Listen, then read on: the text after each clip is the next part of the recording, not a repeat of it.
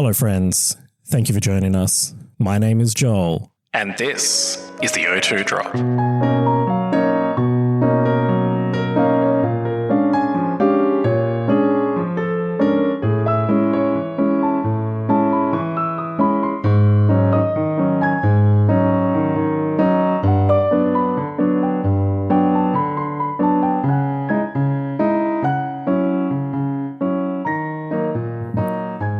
You're listening to your favourite made-for-adults VGC podcast coming from Perth, the home of Chris. Actually in the home of Chris today. I'm in my track pants with my fourth gin and tonic and feeling great for a Monday night. And your cat just ran away from you. Yeah, it's... my cats do not like you. You're weird. Are you sure it isn't, oh, Dad's on the gin again, we better go outside? He's going to force us to cuddle him. The home of Dan. Hello, I have not had any gins, but I am wearing track pants as well. Yes. It's just the weather for it. It is, yep. And we have spoken about this last week when Mark gave the rundown of all the people who are unfortunately unavailable. We've wrangled one of them in this week. Yes. So I'm very, very excited to introduce to our listeners the one and only correspondent from the VGCCorner, the man who posts some of the most eloquently worded Twitter posts I've ever seen, has introduced corporate speak to Pokemon VGC learning. Yeah, it was lacking. Yeah. It is Brady Smith. It's Wolf Click. It's me, everyone. I'm Wolf Click. How's it going, everyone? No, Actually, can you get us Wolf no, Click? man. It's a little bit out of my swinging range. I'm not gonna lie, but yeah, you got corporate Wolf Click. So how's it going, guys? It's me, Brady Smith, the VGC educator. I've been called an IRL Pokemon professor, but Nice. I'll just call myself Brady. But yeah. Have they started introducing like Pokemon like degrees or diplomas or like universities anywhere in the world yet? Because you could actually be a professor in Pokemon. Nah. I don't know, but they've changed the so the judging closest thing is a TO. Yeah. All right. It's a TO. It's like you can be a professor from being a TO. That's it. Yeah. I am a professor, but they've changed all the professor levels now. So instead of being basic stage 1, stage 2, we now have colors.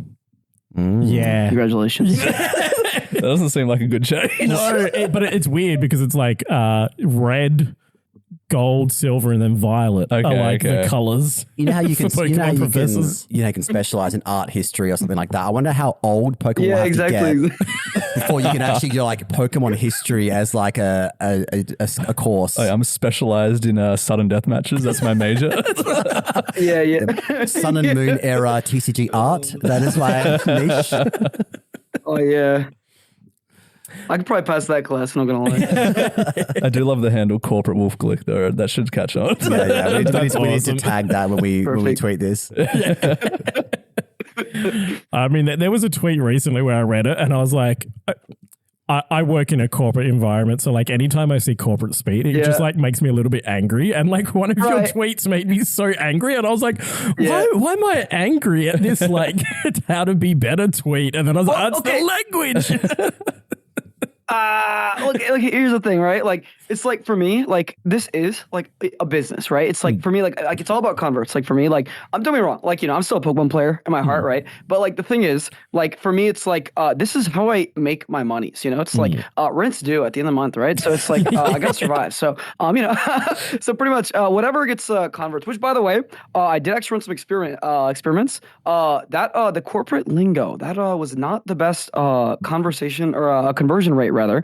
So yeah, now I had to pivot. I had to pivot off of that really quick. So that was a fad, I guess you could call it. But now we're back with different posts. What have you pivoted to? Like tier slop? No. Okay, so I've never actually done tier slop, right? That's more of a Jojo X9 kind of thing. One of the highest tier lists. He was the one that recommended you for the podcast. Yeah, I know. No, that's my guy. But here's the thing, like, so instead of like tier lists, right? Like, all I just mostly post like EV spreads, like in depth. I just sit there for like an hour and just like crank one out. I'm like, oh, that's a masterpiece. It's usually a spread I actually end up using, but like, I'm taking a break from competing, so I can actually like leak my like actual spreads now because like I don't have any reason to like hold them up against my chest anymore, So it's like kind of cool. Kind of cool. I do love those posts. They're so good. They're so like that. Sharing of information for the community. Very good. I'm glad they're doing well for you. Yeah. I sit there and crank one out all the time. Over spreads. And then it's like, what's behind the paywall? Waiting. Pretty much that's actually a really good question, right? So pretty much like what it is, like my whole strategy, at least for like the like Twitter sphere, is to like give like free value, as much as I can, like just because it's like stuff that I can give for free, that inevitably leads to like a like tier 2 problem. So it's like tier 1 is you want to spread, right? And then tier 2 is like, oh great, well I still suck at the game even though I have to spread, or it's like, oh I could use like a little hand to kind of get like good for my regional, and then it creates that kind of like a little bit of trust in like me and my brand, and then it's because like, hey, I got that spread, it was good, therefore maybe the coaching is going to be good, and they'll take a hunch, and usually if you work at something long enough, you can be kind of good at it, I guess, like assuming you actually care about it, and that's kind of the pipeline I've gotten so far, and I've some reoccurring clients that enjoy my work, so that to me tells me I'm doing a good job, get some good feedback very often, so yeah. Well, here's some feedback. One of our listeners, Sumo, wanted me to pass this on to you. He said, not a question, but just want to shout out to Brady for recreating teams online that don't have rental codes and then posting the rental codes so scrubs like me can use a team. So there are really shit players in Perth, Australia who do value your work.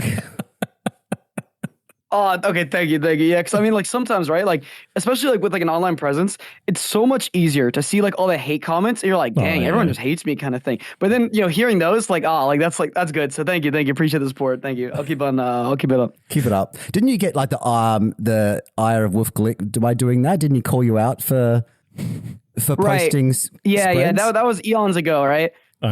Okay, so it wasn't his spreads. What it was his team. First of all, I didn't post it, right? I just stole it. I just played it. First of all, I had a path, right? I could have, on one hand, it was like the evil B Smithy was like telling me, it was like, just post his whole team on Twitter and just let everyone know it's like these are the teams to prepare for, and just sneak it in like number 3. That was like part of me. But then the thing is, I was like, no, this is like a good team. So then I just played it. I was like, yeah, this is so much better. I'll just take it. And I'm not gonna lie, it did not have a very good tournament run. I went like X3 national. It's like it was all right, right? But it was like, it was I totally caught like, oh my goodness, he dug into me on that one. But that being said, how I know we're good, right? It was like at Toronto, like maybe a few months ago. I was just like walking through, like the venue. I was just like going around, and like I just my wristband was broken because after like a rager the previous night, right? So you're just out all night. You're like, shoot, like I don't know where I get. Somehow woke up, like got them. Like, okay, it's gone. So I start going up, and then like out of the corner of my eye, I just hear like, Brady! I'm like, huh? Who is that? I look up. It's Wolf. I was like, yo, what's up? And he won the tournament on that day. So congratulations, Wolf. Wolf Glick winning a tournament? Shocking. I know, right? Yeah, right? It was crazy, but yeah, he singled me out and he was like, Brady. I was like, yo, like, wow. Like, I just was not expecting that, it could have been like anyone, like anyone else, like, James Beck, like Joe. I was like, oh yeah, like, no, it was just Wolf. I was like, cool. What's up, man? Like, how's it going? Well, like, Brady, you're not the only one who's been singled out by Wolf Glick. He blocked in April 2024. He blocked me on Twitter, and I've been on a campaign to get unblocked ever since. Because I was tagging him in memes. I was trying to get him to come to Perth Regionals. I wanted like a big profile name player to come to Perth Regionals. Which is in Australia, obviously. So we went for the biggest profile name. Biggest profile name. And then Dan helped me here. I don't think you're getting off scot-free, Dan. Yeah, I made the Photoshop. We made memes of him like photoshopped into Perth landmarks. And I was like, here's Wolfie, like, it's at Cottesloe Beach, whatever. And I was trying to get him to come to Perth. And instead of coming, he just blocked me on Twitter. And I feel very upset about it because I'm a massive Wolfie fan. I listen to all his content. And now I can't even interact with him, so I'm a little heartbroken, and I'm not getting over it. Clearly, you girl bossed too close to the sun. Right. Yeah. My plan is to like get good enough at Pokemon to go to an IC, pair against him in like day 2 on stream, and like say like, if I get a game on you have to unblock me. That's the plan. See, okay, like the thing about Australia is like, okay, I've only been there like once. Like it was like 2019. I got like. I think like it was this was OCIC, yeah. Yeah. So basically, right, like I went there and then like I was just like walking through like in the middle of like round 4 or something, and some like random like Australian just like goes up to me, he's like, "Nice password, I'm Showdown." I was like, "What are you talking about? Like, there's no way you got my password, right?" Because like I use like random like the random keystrokes, like the stuff you get from like inbuilt like Apple security. So I was like, "Yeah, what? Yeah, right. You got my password." But no, so who it was? It was I forgot. Like, okay, I don't actually know who it was, but basically though, someone like stole like the team I was using. It was an Australian player, and like they stole the team I was using. They thought it was me because I was using the same team, and but then like he just like said, after he wins on stream, right? He's just like, yeah, like I stole this team because like I hacked some guy's Showdown account because like their password was Pikachu. I was like, oh, that must have been like who they thought it was, right? Like, but no, that was not me. That was not me. That was my last experience in Australia. I've never gone back since. No, it was not Sam Pandelis. I gave him. No, I gave Pandelis the team. I gave him the team. He actually like got it because he was housing me, right? But it was someone completely different. I don't know who it was. Well, please do. Well, if we ever do get OCIC back, and this is a Pokemon company, if you're listening, and we know you are, please bring back OCIC because it's everyone we talked to that been to one, and they all think it was great. But you actually did well. It was in 2022, to correct you, and I wrote down. If I wrote down every single event that you top cut, I would be here all night. But you did make at least okay. So I'm just going to read out your results now because it's a good segue. But you're a 2-time regional champion. Sure. Yeah.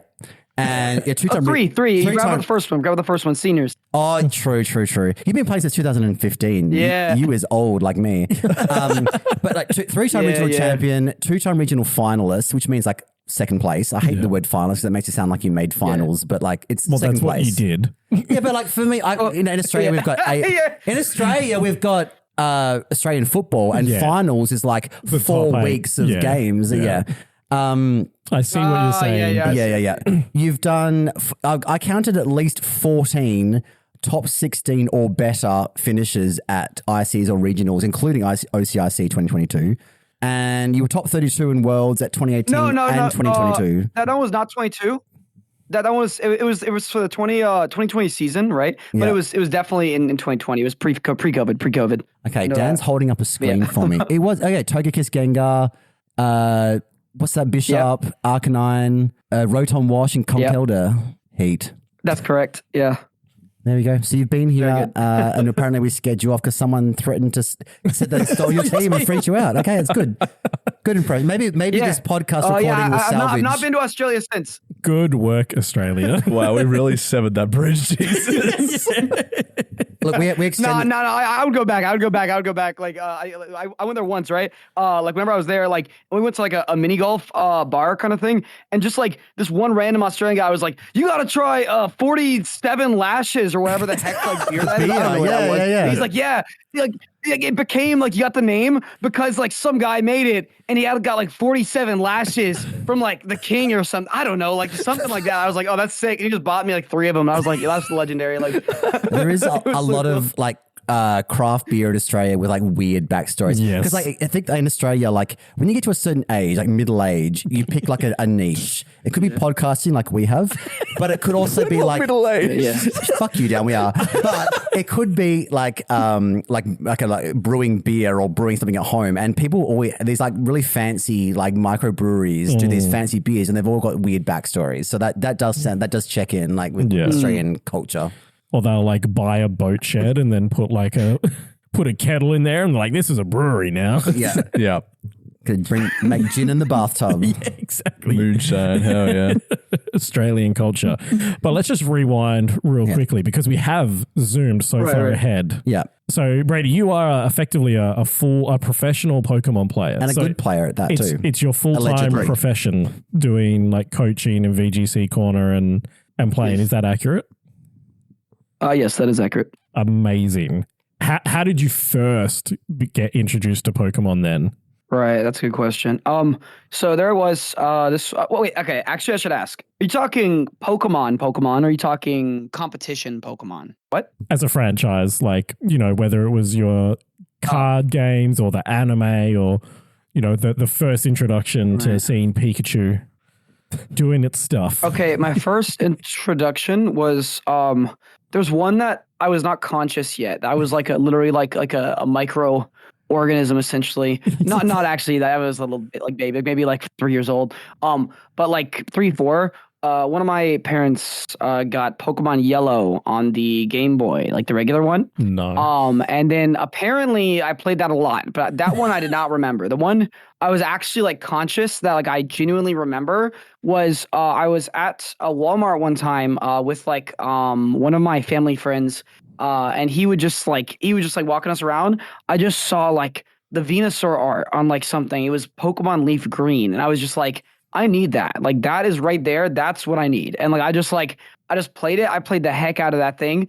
I remember like one of my first moments of like actual like emotional like investment I had was I was walking through like Viridian Forest and I thought my game was glitched because it kept like buzzing like every other second. And so I kept like restarting it. Yeah, I later learned it was just because I was poisoned, but I did not know that. So I kept restarting. I was like, oh, it's broken. I already broke my game. I remember I cried a little bit because I was like, why is it broken? Like, I just got it, blah, blah, blah. But yeah, that was my first like emotional memory. And then from there, I got into singles a little bit.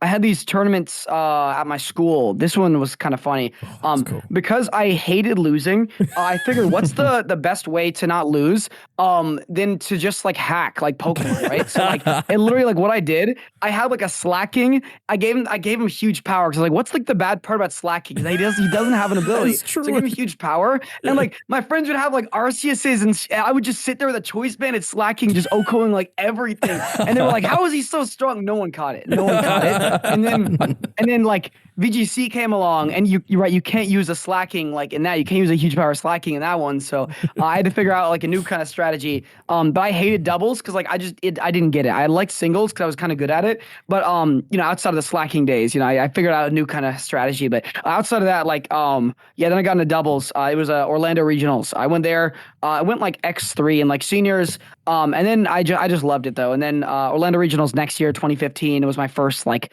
tournament competition year where I started traveling. Then I won my first regional and seniors on that day, and then in that year, and then I qualified for Worlds. And then I just was kind of hooked ever since, honestly. Dan, that would get me hooked. Dan, do you want to comment? Because you've got a bit of a slacking fetish. Oh yeah, I love slacking. What a great choice. I also have a very similar story, like playing with friends and stuff. Also didn't like losing. We did like the 2v2 double battles, and I hacked my Pokemon with an action replay. I think it was a Ninetales that had 252 in every single stat. So yeah, slacking had that too. Yeah. The good old days. I don't know why you can't knock it out, dude. It's just a really good Pokemon. Why is it so fast and so bulky and hits so hard? One thing I'll say, and I think this is like a sort of something that other guests have said as well, and it's like you guys talked about like, oh, I didn't like losing or whatever. I feel like to be like a successful Pokemon player, you have to get used to losing. Eventually. No, like even if you have the best team, even if you have the best team at the tournament and you're playing really well, the game is coded in a way where depending on like the tournament run, the matchups, like the damage rolls, the hacks, like the RNG, the status, your flights into the city for the regional, exactly. It's actually very, very difficult to win a major tournament, let alone 3. Fuck you, Brady, making us all look bad. But I'm saying like you need to get used to losing if you want to be good at Pokemon. That would be something I've noticed. Yeah, I'm pretty bad at losing. That's so why I don't on play that, anymore. actually, right? I gotta just quickly say something. So basically, right, like on losing, here's what I've noticed. Like a lot of the top people I've talked with, they all kind of like, yes, losing, you gotta get used to it because it does happen and it will happen inevitably, right? Like you're gonna go to a tournament, you're gonna get hacked out, or you're just gonna get outplayed, one or the other. But the thing is, right, like everyone that I know who's really, really good, they absolutely hate losing, like more than anything, like more than they even like winning. They just hate the feeling of losing so much to the point where they're like, I'm not going to let this happen again. And then they just like work their like butt off, just like trying to like do good. Because it's like, I don't know, everyone I've spoken with who like is good, like they either like get tilted, they can mask it, right? Like they can put a mask and be like, oh, it's fine, just another loss. But like, oh my goodness, going to a competition, if you do bad at that, it's like, you can just tell it affects their mental. Like they're like, wow, why do I play this game? They get all emo and everything. Like, and that's an average competitor thing, to be honest. Okay, well, O2 Drop exclusive, name and shame. Who is the biggest sore loser that you know? Oh, you're really gonna make me? I am gonna make you. Okay, wait, hold on. You gotta bring something to the podcast. Come on. He's going to Right. teach us how to be Okay, good. Don't make him diss on Okay, his friends. so we're losers. No one listens to this. You'll be fine. You know Okay, there's eras to this, right? Like there was the pre like Wolf like content like creation arc. Like he used to be really sore loser. Not anymore. He's really gotten control over himself. So like, I'm not saying this by the way to like bad name. You know what I'm saying? It just you asked me a question. I'm just gonna answer objectively. Like like pre right, like pre like content creation Wolf was a really big sore loser. But that being said, he's worked on that. So no negative energy towards him now, but that one was an era. But as for modern era, I would say like a lot of the top competitors, they're not really like sore lose. It's normally like the people that go like that are not good. The ones that are like those ones are normally worse sore losers. Seriously, it's like they'll like you'll get like a crit in like game 1 in like the middle of it after you already had it locked, and then like you'll just beat him in like game 2. Like, if you didn't get that crit in game 1, like that would have been a different game. It's like, okay, buddy, yeah, sure. So no names other than Wolf. Okay. Chris Ma. Shoot, you put me on the spot here. I really gotta think about this. Yeah, you can say Chris I feel like it's okay. That's me for those I feel like playing at home. some Italians like can be sore losers, but that's more like because they're like passionate about it. Like at least, on Victory Road, some of the Italians can be they can be like insane. They're like, like blah, blah, blah, like yapping at you about how it's like, it's like you freaking like crit me over here, blah blah. Like it's like, okay, dude, like you just got lost, accepted. But in person, they're normally like very nice, like very kind. Like there's like very few people I've had a really, really bad experience with at tournaments. It's mostly just people I don't really know. I mean, like, and it's normally like I'll just like laugh, like afterwards I'm like, oh yeah, sorry about that. I go to my friends like, you'll never guess what just happened. This guy was so freaking mad. Like it's like, but yeah, like that's my most experience of that. And like no actual names. Like if I had someone in mind, I would say it, but I just can't think of anyone in the squad. That's all. I love how everyone has this shared experience of like versing Italians online and them just like mouthing off and getting so mouthy with you. Especially on Showdown, like one will join and their whole entire friend group will join the same like battle room and like, start what is trash happening? talking. Yeah. And Dan, you're half Italian. I am, do you have anything to say about this? I liked going into people's chats and bad mouthing them as well. So that's accurate. Yeah, Okay. it's funny. I see. But no, I think I'm being a bad loser though. That like for good players, that turns into the like learning from your losses. Yeah, because it's like you have to, right? It's the Michael it's either Jackson you quit energy, or you just keep playing and learn. Yeah, exactly. It's like the sorry, not Michael Jackson, the Michael Jordan. Like, and I took that personally, and I used it I as, kind of went along with that. I was like, it probably went over my head. I'll just agree, and hopefully no one notices. But that's Michael Jackson energy. That's the one. the Michael Jordan thing. Jordan. That's the one. That's the one. I took that personally. I use it as fuel. Learned from it. Came back better and stronger. Like I would like to take this time to say that myself, Chris Ma, at the Mazda on Twitter, does not endorse the horrible comments that Brady Smith said about Wolf Click, and that Wolf Click, you should unblock me on Twitter in solidarity. Thank you. Is that your segue, like, here's the thing. Chris? What I noticed about Wolf. Look, here's the thing, Chris. Like, okay, Wolf recognizes, like if you're real, like what I noticed, he's more like, he'll talk to you like if you're real, if you're not like a freaking like, oh, Wolf, please notice me, it's like, if you just treat him like a person, right? Because he probably gets like a bunch of those, like every single day, just being a content creator, right? And it's like, thing is, like, I'm saying this, like, this is like a past he would probably agree, I mean, maybe he's brushed under the bridge. I got no idea. But it's like, I had an experience up against him, and this was in like 2016, where like, I just got a little bit lucky in like a game, and he just like, he just like did not like that. You could tell he was just, he did not like that I got lucky. But that being said, it's like that's just, he was younger than me at the time. So, it's like, I'm not saying that. I have to say this once again. I'm not saying this to like, get on like Wolf to like, oh yeah, like this one time, like I genuinely like Wolf. You know what I'm saying? So I think he's very good for the community. I think he's a very good personality. He's very good chats. He has good conversations. But like that being said, it's just like, I just call him as I see him. That's it. And nowadays he's mellowed out very much so. He's not that old competitor Wolf. Maybe he still has it inside, but he's got a very good grasp of not letting it control him nowadays. Yeah, 100%. And like it is just growing up as well. Yeah. Like, you know, we've all been 15-year-old dudes losing a game and flying off the handle about it because we're just not in control of our stuff at that point. And like, we're, you know, we're all adults now. We can be like, oh, Unfortunately. unfortunately. Like, oh, I know these emotions now. I know how to handle this. You're like, oh, that's shit, but I'm just too tired to hold a grudge now. I'm just exhausted. It's on the man with the grudge that's list. true. That's really true. Life's too short for all those like negative like grudges and regrets and things like that. So we need to ask you another puff piece question. What is your favorite overall Pokemon and your favorite competitive Pokemon? I was hoping you'd ask the competitive one. Okay, so favorite overall Pokemon, I have two choices, right? Both of them are fairy types. They're both equally tied. One of them is like one of my old favorite ones. One of them is like my newer favorite ones, right? Fairy types. Take a guess. What do y'all think? You may have forgotten this Pokemon entirely exists. Is one of them. One of them you might get, but one of them you probably will not. I'd love to hear. Take a guess. We are professional Pokemon. We are professional Pokemon podcast. We don't forget any Pokemon. Yeah. Slurpuff. No, hang on. Okay, that's your guess. Your guess is Slurpuff. My guess is.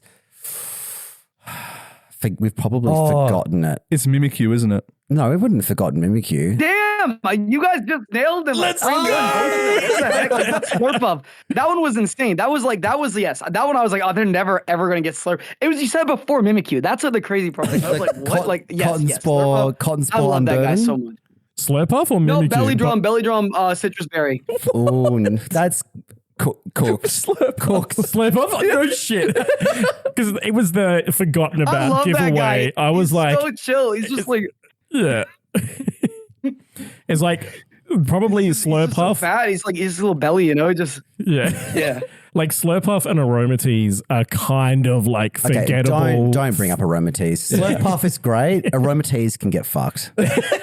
They're like quasi-forgettable fairy types, but like Slurpuff is like way better. Yes, agreed. Yep. But yeah, I am a big. So Mimikyu okay, fan now as well. as for favorite Pokemon, right? Like, so I'm gonna I have like.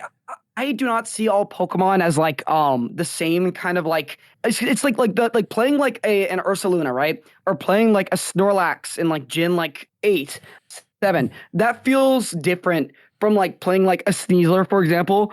So I have favorite Pokemon for each kind of role. So I'm going to kind of compress them into that. Nice. My favorite setup Pokemon of all time that I've ever played was Cursed Snorlax back in like 2017, 2018. Even though I won a regional with Belly Drum, Cursed Snorlax was just fun because you could just sit there for days. And it's like, there was no like timer. It was a individual timer, no shared timer. So you could just sit there setting up curses. And just before you know it, just like you're like at plus like 4 defense, you just start like one-shotting everything with returns, like goodbye. Yeah, love that guy. That guy's my favorite setup Pokemon I've ever played.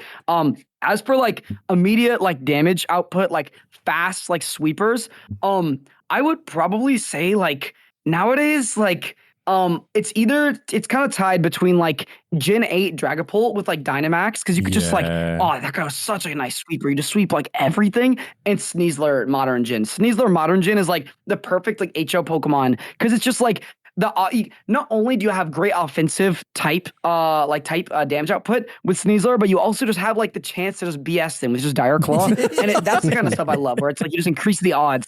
It's like not only can you be super effective, but also on that super effective, hey, you put them to sleep and they're like, what? You're like yeah, I couldn't do anything. It's like, yeah, I know. Like, I love that.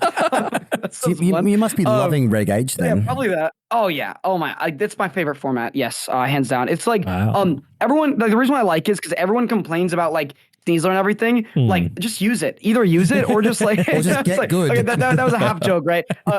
Yeah, get good. But no, like, I was saying like either use it or like the actual way to beat Sneasler, right, is you just have something that's immune to Dire Claw procs and you can intimidate it. So for me, like what I have is a Golden Go. So I just intimidate it with like Ensign, and I can just switch into Golden Go every time I have a Sneasler. That's an invitation for Golden Go to come to the board, because they just get hard walled by Golden Go. So it's like, for me, I think it's a skill issue. I genuinely like firmly believe that in my core of my being. If you're like complaining about Sneasler, it's like, dude, like, come on. Like, it's just like, have you even tried like swapping a Golden Go on it? It's like, oh, well, that throat chop. Yeah, but it's a non-stab attack unless they Terra Dark, in which case, great. Now they use their Terra, so now you can punish that with anything, a fairy type. I don't know. But like, point is, like, I think that like Sneasler is awesome. I got one more, by the way, guys. One more for you. So restricted Shadow Rider. I love Shadow Rider. Oh, That guy's so God. good. He's so cool. The best Pokemon game. He's so overpowered.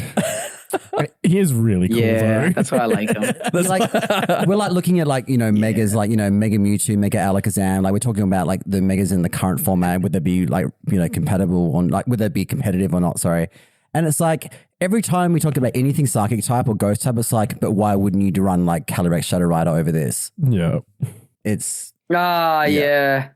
Nah. I do love Speaking of which, Calyrex I gotta Shadow ask you. I gotta ask you guys. What's your favorite megas? What's your favorite megas? I'll flip the script on you. Now I'm asking the question. What's y'all's favorite? No one ever does this to us. I know. We're usually in the power position. I'm a big Dragonite stan.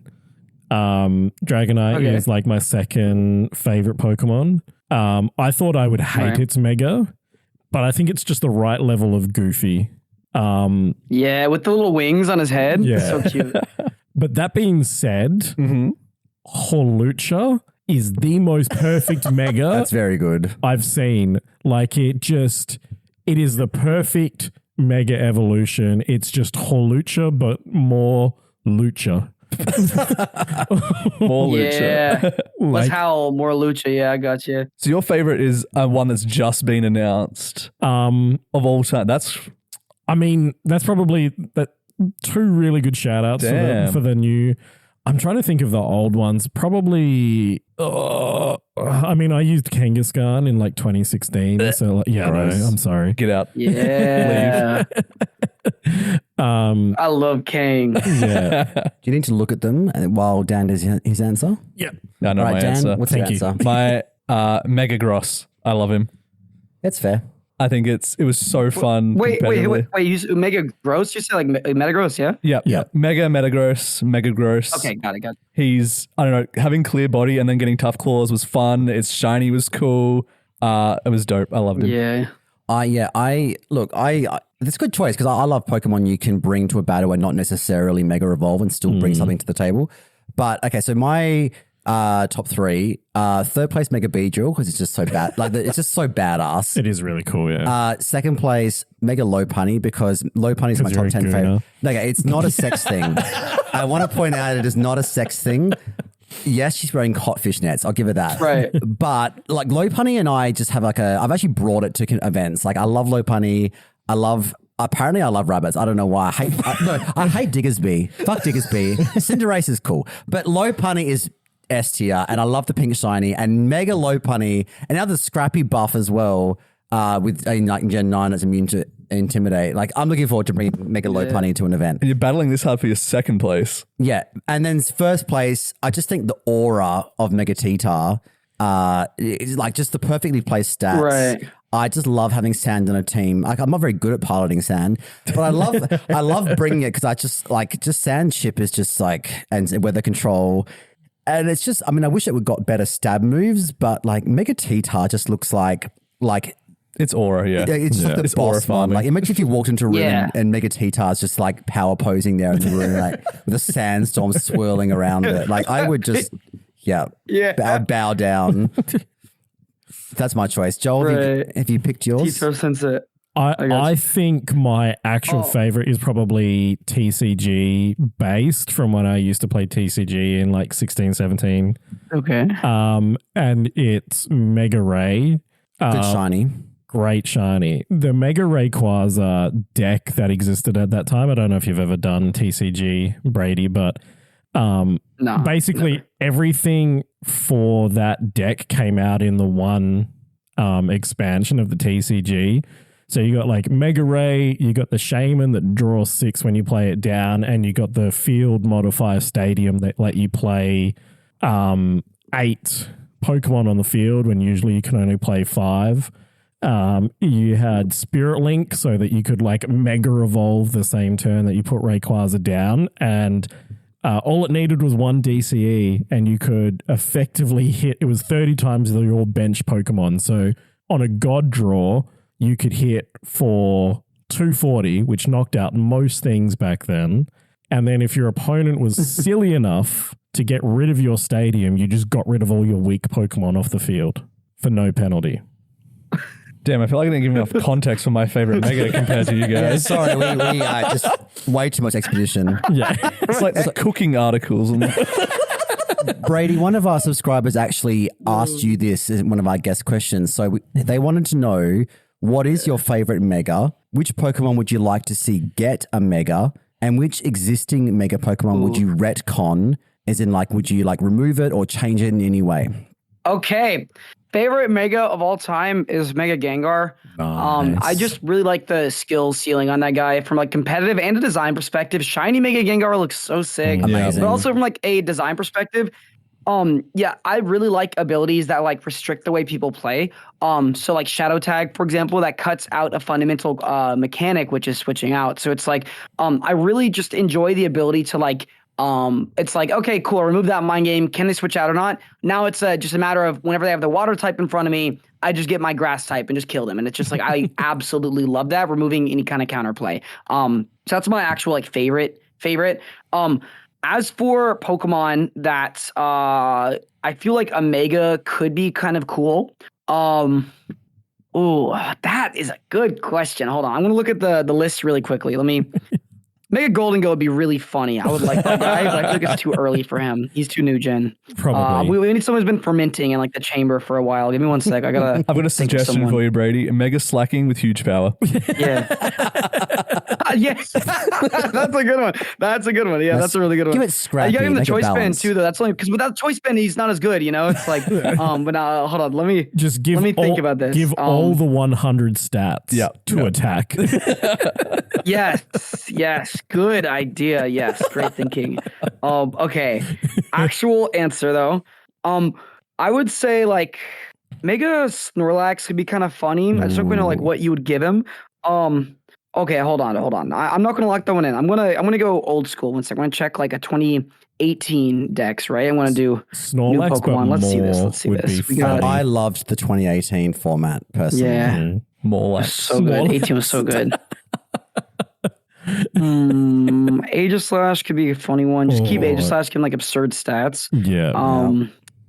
Mega Cress. I like Gorgeist. That guy was cool, but probably not a Mega.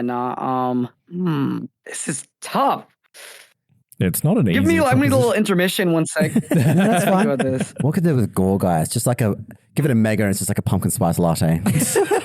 It's just Gorgeist, but like they just give it the Victory Bell treatment where it's just a bigger Fat. Gorgeist. hell yeah. More guys. More guys. Okay. I think I know what I go with. It would have to be like a steel type. There's not really a lot of good steel types. You know what? I'm gonna lock in Golden Go. Yeah. Here's what we do on Golden Go, right? Make it rain, okay?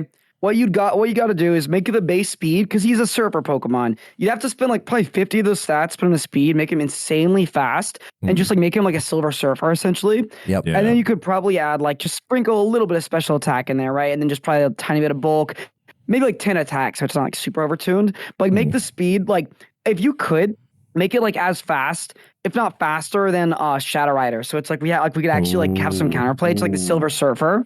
Or alternatively color. make it to where like yes. Give it an actual or alternatively shiny. make it like yes. And like make its ability either keep good as gold or you don't go the speed and you instead make like only the move make it rain get priority. Like that's the only move that gets priority, which would be like so funny. Like that I'd love that because it's like then you could just like dump into like special attack and like bulk and then like you could theoretically counterplay it, right? If you have like Fridge Wrap or something, it's just like it just sits like dang it like but yeah, I'd say like either that or just like toned up stats. Yeah, I'd say definitely make it Golden Go. That would be so cool. Probably super fast Golden Go is what I'd say. Make it rain priority. So like give it like an ability like straight to the bank. And like all coin moves have like a +1 speed bracket.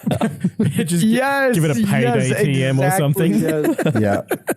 It's buff payday. That's so funny. I don't even remember what the one I payday would does. retcon. Okay, I would probably say the Pokemon that I think needs to be changed is Garchomp. If they just gave him more speed, like I cannot believe they did that. They're like, let's make like the highest BST Pokemon ever and make the base form stronger than this guy. It's like, come on, like Game Freak, like what are you doing? And Also, they should have given it Sandstream as its base ability if they gave it Sandforce, right? They should have given it Sandstream and a Sandforce. If they did that and then gave it a bit more speed, we could have kept the speed the same. Just take like 10 points at a special attack, because I don't know why they gave it like a 120 special attack, because they thought, oh, we got to balance it, and just put that back into speed. Maybe even go 10 points faster. If we just did that, yes, that guy would have been nuts. But I think that's a good call. That's how I change it. That's a good call. You mentioned that you were frothing over Mega Gengar before, and about like that sort of like field control, whatever, of the controlling the opponent.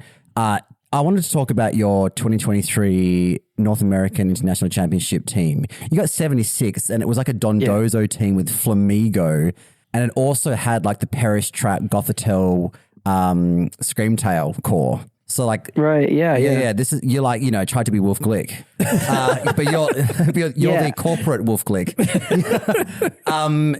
Right. So is that like what you like? How did that team come about? And is that because Flamigo Dondozo is such a meme? Did you, was the Tatsugiri like one of those like self-sacrificing ones, and then you bring? I did not make that team. I stole it. This is what I was talking. This is why Wolf Glick like got me right.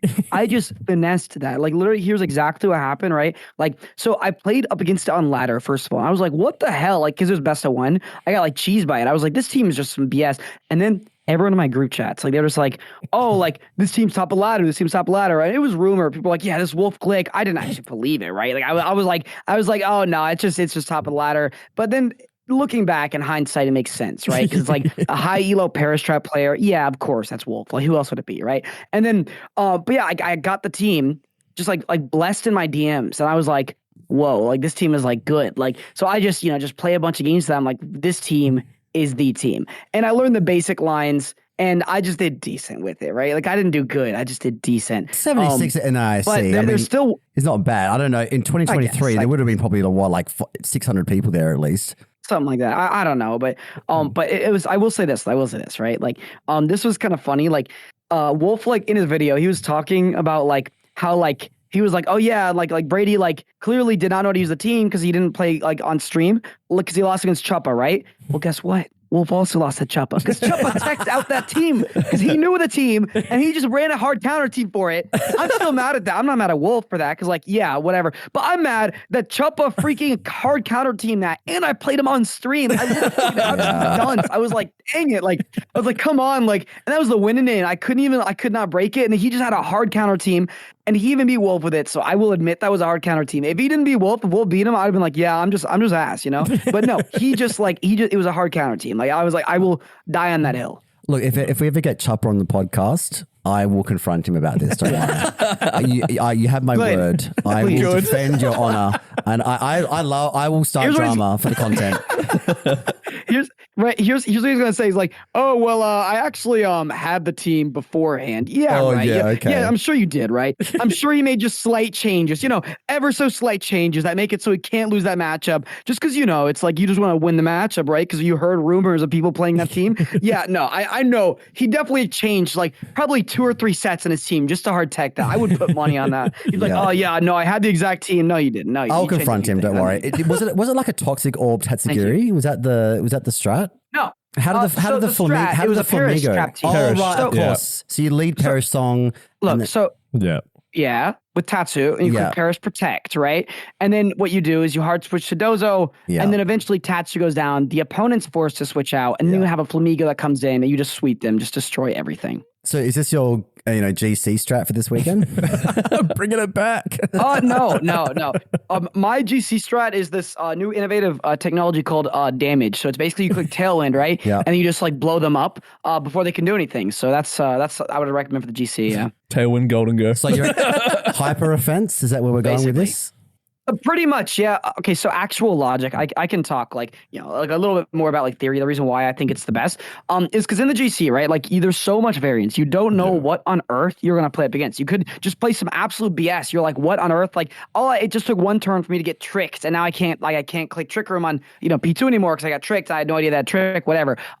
point is, but if you have offense, you're in control of the game. You set the pace. So you're just like, okay, that guy's weak. I think he's going to switch out. So I'm going to double tap that with this. They switch out, you win the game right there. It's like, cool.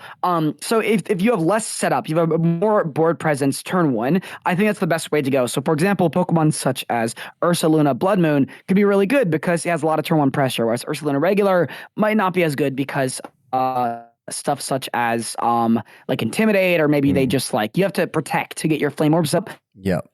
And you're not at the mercy of the opponent. Yeah. Also, playing 45 games hyper offense versus 45 games stall or balance. Yeah. Who's got the time? Yeah. Yeah. Look, I've never run a Tailwind. Yeah, I don't have time for that. Sorry, not Terra Stella, Terra Steel, Specs, Goldengo. So that could be some fun. You haven't lived, yeah. Go next to Murkrow, haze yourself. Yeah. Haze yourself. Yeah. Look, there is just something like primal in your brain that just activates whenever you just click like Terra Steel, Make It Rain. It just feels like you just like got into like a brawl. You just like punch someone's soul. Like it's insane. Like it Neuron feels activated. so good because you just do that, right? Yeah, and then you just have like something in the back to just clean up afterwards, like a blood moon. It's like, great. Now I did damage. Get a Ursaluna. You just click Hyper Voice, clean up the board. It's like, I love those comps. Yeah, you give me inspiration. I like this. But before I forget to ask you, you were like talking about your favorite non-competitive Pokemon being Slurpuff, the Forgotten Fairy type. Have you ever actually brought it to a competitive event? Define competitive. So like, do you mean like VGC, or do you mean like a singles? Like a cup, like the equivalent of like a cup, like a locals? Points paying locals. No, I'm too good for that now. So basically like you hear that Slurpuff? He's too good for you. Yeah. That's what it is. That's what. Sorry, I misspoke. Yeah, Slurpuff's too good for me. But no, basically, so like I was like the first tournament I ever played in. Right. Never mind. Just give me PTSD. I totally had a Slurpuff on that team. Okay, yes, I did. The first time I ever played in, actually. Wow. There we go. There we go. So it was but yeah, it wasn't just any kind of Slurpuff. It was Verlicify approved. God. Slurpuff. So pretty much what it was, right? I was like 13, 14. Yeah. Playing in like my regional. I was like, oh yeah, like I don't know what to do run these sets, but I heard about this guy Verlis who went undefeated at regionals. I mean, besides the illegal timer stall that went on 4 times up against him, where he got illegally timer stall and like went X4. But besides that, he went undefeated. So but basically though, like like learning from an undefeated player, it was an absolute treasure. Like I would not have the opportunity anywhere else. So I decided to copy from him. He told me to use Slurpuff. It was a supportive set, if I remember correctly. I think it was like a Dazzling Gleam one, not the Belly Drum one, which I felt was better. It was that. I had a Mega Metacham, and I also had a Mega Scizor as well, because 2 is better than 1, right? And then I also had a regular Garchomp. This guy was level 49 though, because I was in the line trying to train him up with a lock the battle box. I couldn't quite get him level 50, so I was like, no, I had to lock in with that. And I had a Scrafty as well. Yeah, as I'm counting this up, I had like no fairy resist besides my Scizor. And yeah, it was the worst team I've ever used. I went X3. I did not go terrible, so it's what it is.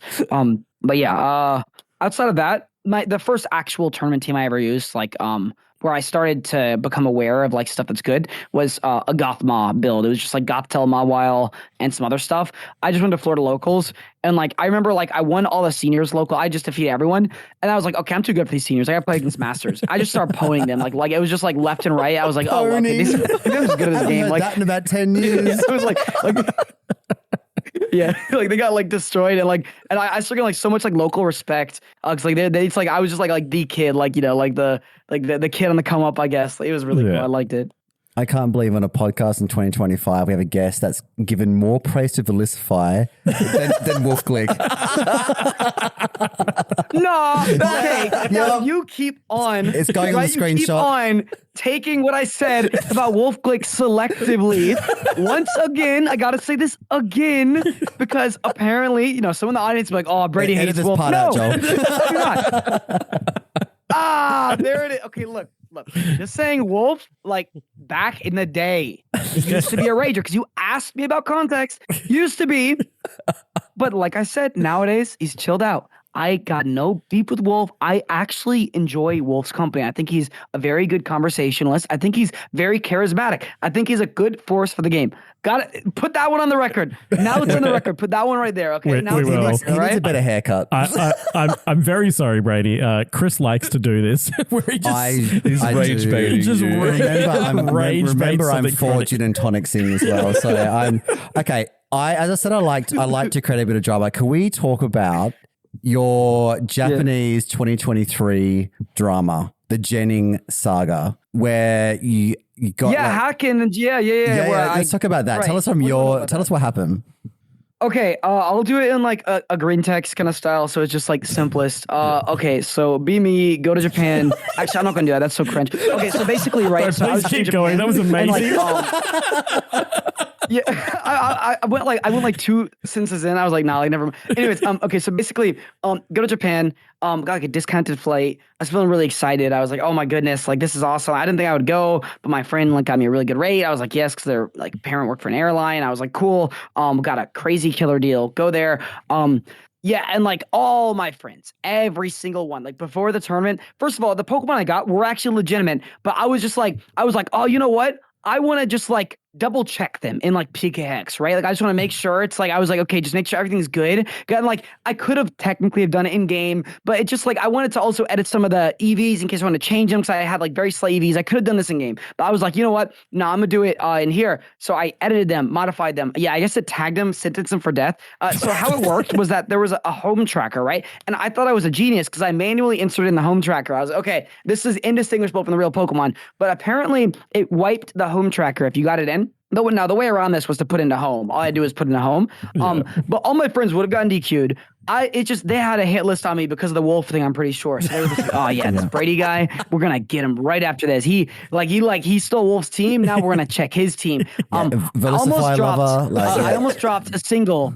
I almost dropped a single called "Hackin' and Jinnin'," where it was going to be like a parody song. It was supposed to be like in like the kind of like swagger of just like, you know, it's like you're going like, it's like the rappers that like confess to like crimes, and it's just like it was basically going to be like that, except like, you know, it's like it was like the hook was like hacking, jinnin', I hack and I gin, hey, hacking, jinnin', now trade it to a friend, hey, jinnin', hacking, no, I ain't hacking, you know I'm hacking, jinnin', I hack. I gin, and then I had a whole thing with that, and I never dropped that though because it just took too long. Fire. That's a banger. Like we need that. We'll please record that, and we will retweet that shit out of it. Yeah. That's incredible. I had some good bars in there though. One of these days it might actually drop because it's such a funny concept, and it's still held up after all these years. My friends and I still like they all joke with me. They're like, "Yo, when's Hackin' Gin and drop in, bro?" I'm like, "Oh my god." It's so funny. How well? You said you were doing a local in Florida, and you were like better than all the people when you were like a child. Do you? We have one of those here as well. How well do you know Angela VGC? Andrew Levine. Angela. No, Andy LeVGC, like the content creator, he would love that song. Oh, Angela, yeah, the Polyrath guy. Yeah, Polyworld. Yes. Yeah. Polyworld, that's the guy. Yeah, Polyworld. He seemed really cool. I mean, I think he was just playing for like the funs of it, you know, just kind of like he wasn't really treating like that serious. His team was kind of like a joke team. But no, he was like very chill. He was very like, you know, like cool person. I had a good conversation with him. We became mutuals. He was just really chill. He's just a good guy, you know. He is. He's been on our podcast twice, and yeah, he's a good. And he loves a Pokemon parody song. So he loves a Pokemon parody song. Oh shoot! So in other words, you're saying I should collab with him before I drop it, right? Oh look, I trust me. Like he's actually got like a music channel on his YouTube, and some of them like hit hard. They do, yeah. They go so hard, it's crazy. I love it. Yeah, I think like one of my favorite bars. I want to say this. Like it was like I was like we were just like up like they were writing this at like 2 a.m. just like kind of joking. It was like a half joke. Like it was just like. It was like modify my mons, only caught once. It was like that was like a double meaning. First of all, only caught once. It was like only got caught hacking once, but only caught one Pokemon. And it was like only caught once. Nicknamed him Abraham. How he multiplies so much because it was like you know how it's like you copy him and he like multiply him. And it's like from like the Bible. It was just like it was like Abraham. Like I'm like you know like you look up the stars. You have like a million kids or whatever. Like I need this song in my life. Abraham. So good. And then it was like, and then okay, this was like my actual like favorite one. It was like, how'd you get your mons? Judge thinks he got a case. Politician lying to his face. And like a little like ad lib was like, I bred them. Like it looked back. It was so funny. It was such like a classic. I loved it. It may drop once. It may drop. No, twice. it needs to drop. I will start a petition because I am. You'll have to block Chris on Twitter as well. That's crazy. So like, okay, so a bit like, I've never like, okay, I did have one of my mons. I got a team sheet error back in 2018. My Zapdos didn't have hidden power. I specified. Yeah. So like, that's the closest I've ever come to like an actual, you know, penalty. But like, is there like a stigma? Like once you've been like, you know, disqualified or you know, it comes out in like, you know, public discourse that you've done something wrong with your team, and now you've got this like stigma or black label, black spot. You're a Wolfie hater, whatever, like stigma. Like, does that follow you? Like, does that something that bothers you? So, okay, it's actually, because remember, like the start of this, right, we talked about it's all about converts for me and my business, because at the end of the day, social like rep, I only care about that in a sense where it makes sense for like, from like a macro perspective, like on my business, right, from like a strategic perspective, like as long as like my business is not taking a hit from the social rep, that's the only thing, which from the Wolf stuff, right, yes, I took a rep, but it was more so like kind of like a joking one where the guys who were in the know, they're like, oh, it's known Wolf Glick team stealer, Brady Smith. I'm like, aha, yeah, that's funny. And then there's like other people. The only people that actually care about it are people that I would never really take in as clients. You know, people that I would like never, who don't actually care about the game. They're just like consumers, like to and through. Like they don't like produce anything, and they don't really care about the game either. They're just people who just like, you know, are just like either children or they're just people who are mentally a child and they're like 30 years old and they're like, you know, live in their mom's basement, whatever, right? Like it's like, because it's like I don't see like how you could like at someone on Twitter and genuinely like actually like get mad at them for like using someone else's Pokemon team. It's like, oh my goodness, like relax. It's not that deep, first of all. And those are not the kind of people I'd want to work with. But it actually did help out my business because one of my best clients I've ever had came from me from Wolf's video. He was like, yeah, like, well, I heard because you like got Wolf's team and like you took it, that to me told me you knew information about this game. So that's why he wanted to go with me, is because I knew like how to get information that other people wouldn't be able to get. And that was why he came to me to begin with. So that actually worked out like really, really well. And, you know, Wolf apologized to me. I apologized to him, like I said. But you know, outside of that, like it was actually a net positive. It was like a blessing in disguise. Although the one thing, which was very strategic by Wolf, by the way, was he did it right before Worlds, and I feel like he knew exactly what he was doing. He's very calculated, right? So I feel like he was doing that in like a way where it's kind of like a, you know, it's like a like kind of like ruin like his tournament run, or like, you know, get in this heat before Worlds to kind of like knock down the competition a little bit. Because like at the start, I was 2-0. Like I literally thought I was like, going to have a great run. I had 5 of the same 6 that won Worlds. I had a great team. I knew it was really good.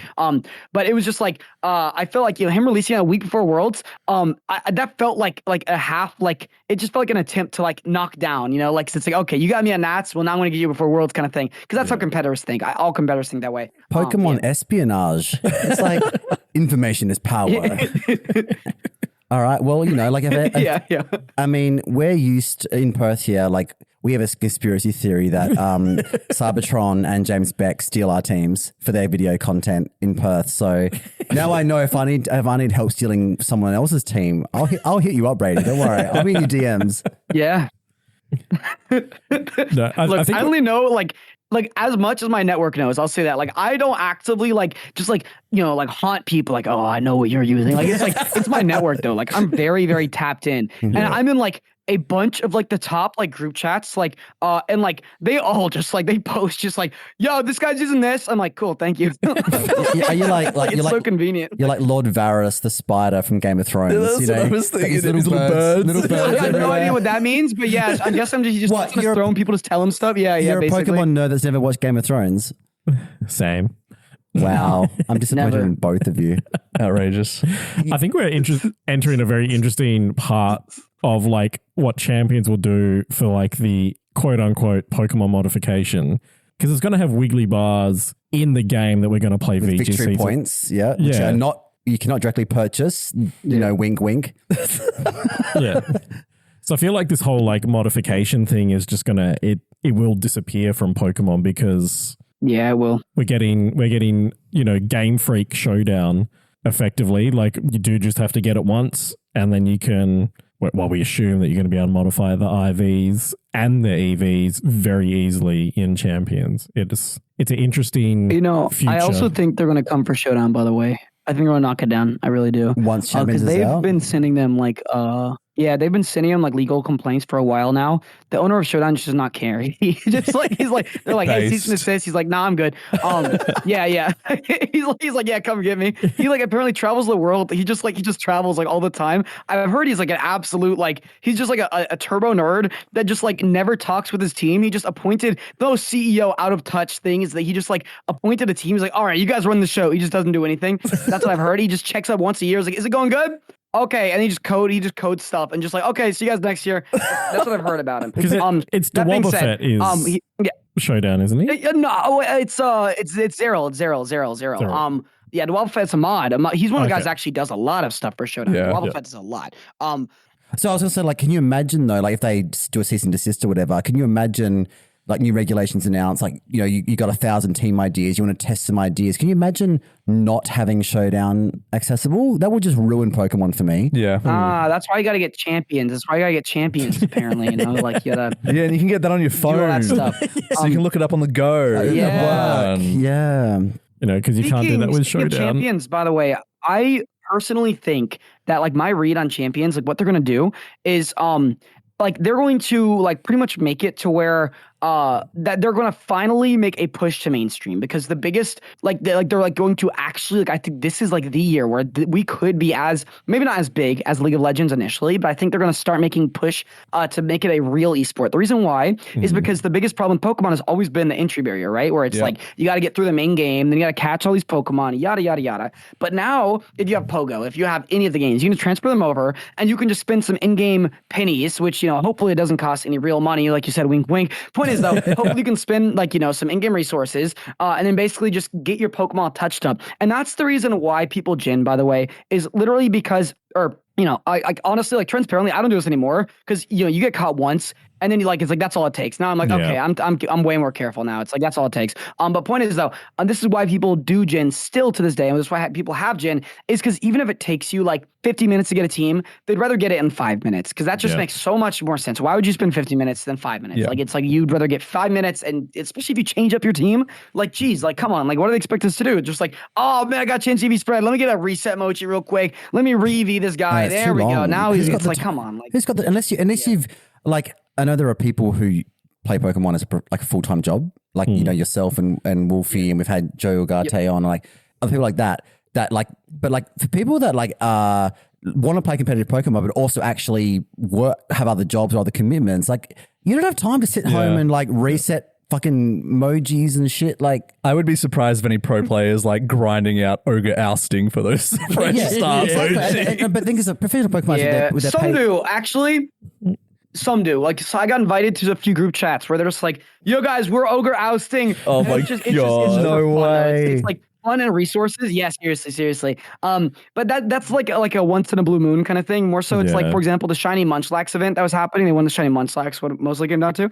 So that, and then also the thing is, what you guys forget is that yes, we're full-time Pokemon, but that does not mean that we have the time to freaking do all that stuff. Because for me, for example, I have a business to run, right? I gotta get tweets. I got to deal with clients. I have to still practice Pokemon on top of that. Like, I generally do not have a lot of time in my day-to-day base, and it's just adding that extra thing. It's just not good for anyone. Besides the people that live in their mom's basement. That's the only people it's good for. They're like, well, you guys should just breed your Pokemon like me, like everyone else. Like, come on, buddy. Yeah. You got to have the like, time to come on the world's. You got to have the time to come on the world's best Pokemon podcast. Exactly. Like, I think most of my resources are from the first 2 months of Scarlet, where like our local group in WA would get together most weekends and sometimes during the week to like grind out raids. Yeah. And I have not ground resources since that like first 2 months of Scavvy. Since the DLC came out, though, they you can get unlock something where you double the terror shards you get from the raids, and it's got better. But what was the modification, not the duping glitch before they patched it as well. Before they patched it. Like put in work in the duping glitch. That was so many beast balls for that. I just assume grinding it out. Yeah. I just assume that all like the big profile names have got like just worshippers / minions who do all like production teams. Yes, that's what it is. That's what it exactly is. Yeah. You have like a bunch of people do all the work for you. Like you don't even do it. People just do it for you. It's insane. It's actually crazy. Yes. You're like, hey chat, I need like this like 0 IV Pokemon whatever X. And they're like, yeah, I got one for you. Like, here you go. Like, I aspire to be that. I want minions. I mean, we do that for Kieran. Like, so we are Kieran and Alistair's minions. Yes. Like, we've done that for people qualified for we Worlds. Will steal the moon. I was just going to add on that. Like, I had to, give I have to say this. It's okay. Like, not just minions, right? Like, because there's some people. Cool people. Like, I can't just like, because I'm not the kind of guy that's just like, yeah, do this for me, and then just be an absolute ass back to them. If you help me out, I'm gonna remember that. I'm gonna treat you well. You treat me well, I treat you well, kind of thing. It's like, so the people that have gotten my Pokemon, I just gotta say I'm very grateful for them. But yes, the minions are abundant. Whatever you want to call them, yes. There's a bunch of people that will get you Pokemon at will whenever you want. Yes. Is there like a name for Brady Smith like followers? Is there like a cool name that they all call themselves? Yeah, I'll call them the corners. No, I don't. I don't call them that. I got no idea. Look, we have some people in our community that do things like set up Raspberry Pis to like, soft reset, for IV Mons and like play through to get like Calyrexes and stuff. Shout out Bradford. Shout out Bradford, who like, I think after a month had like 40 or 45 like mix of Calyrex Ice and Calyrex Shadow Rider with the correct... Jeez, Bradford. Like the correct IVs for the community for like... tournaments in, and Ogre as well for like Reg F and stuff. I need a spare Urshifu because like things like Urshifu, right? Like I went through like a phase where I had like a 0-speed dark Urshifu single strike for like a trick room team. Pain in the ass. But I also want a max speed Urshifu dark as well. So I was like, you need 2, and you can only get 1 from the DLC. So I was like, you need the people out there that provide those second Urshifus and the second Calyrexes and whatever. Yeah, they're the champions of this game. Yes. Like, okay, here's what I noticed about like this game, at least like getting in the community, right? Is that if you want to actually like network with people, you need to have like some kind of leverage, like some kind. If it's a Pokemon, if it's like you're good at the game, you can train them how to be good. If it's just like people, whatever it is, like if you have something you could, whatever, like whatever you can like give to people, right? Like just something that people like actually get value from. That is the best way. If for the one Australian guy, from Perth is watching this, like, oh, I need to hear that. I hope that helps. Just like you just gotta like ask people, like like it's like for like even if one person like listens to this and like they're just like, oh yeah, like that, that I was wondering how you meet people in the community. You just gotta have something that people want, and then you have to like strategically like use it, like use your skills to help someone out in exchange for XYZ, create a win-win kind of thing. But I just feel like I gotta say that on that note, because I feel like I would not have gotten a chance to say that otherwise. But yeah. Well, we need to find out what people want from us. Because like in return, please subscribe for $3 American a month.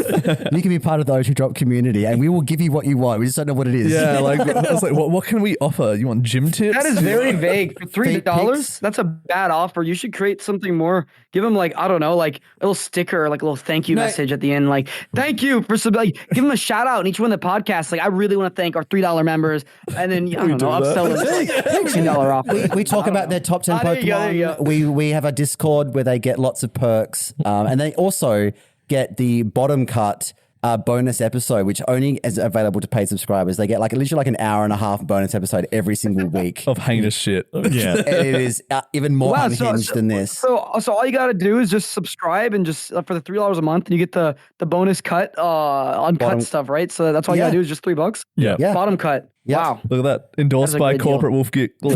Yeah, and that's where we really go hard on Wolf Glick.